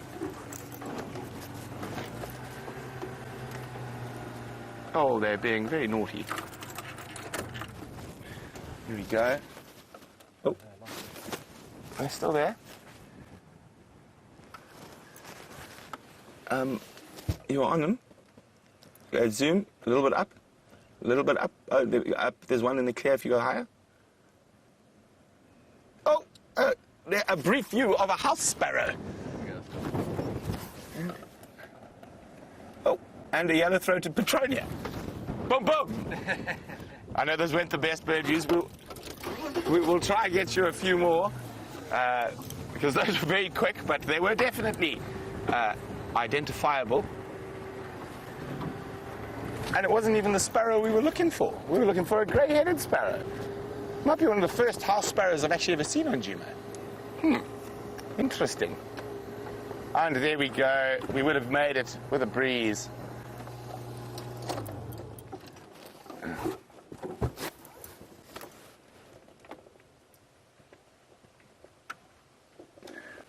There's a Burchell's starling. Now, because it begins with B, Justin is wondering, what do we think would be a good theme song for the killer bees? Brian? I don't... Airwolf! I was actually thinking the same thing. That is incredible. I was also thinking Airwolf. Oh, no, that's not Airwolf. That's A-Team. I was singing Airwolf. Da, da, da, da, da, da, da. Or, since we have a bebop, the beatbox, could we even make our own theme song, an original? So there we go. There's something to work on. So we are coming to the end of a somewhat quiet but highly fun sunrise safari. But we will be again on the sunset safari. So the lions have been found, unfortunately, in Buffalo Tinganas and Torchwood. And there was one elephant bull on Cheat Plains. So it has been a quiet morning, and this hot, windy weather will do that. But hopefully the heat will bring all the elephants towards the waterhole. So we'll have many elephants to see on the sunset safari, and hopefully lots of other creatures. Karula could still be around, so we're definitely going to look for her. But now, from the Killer Bees and the rest of the Safari Live crew, and of course the Thumb, we'll see you a little later.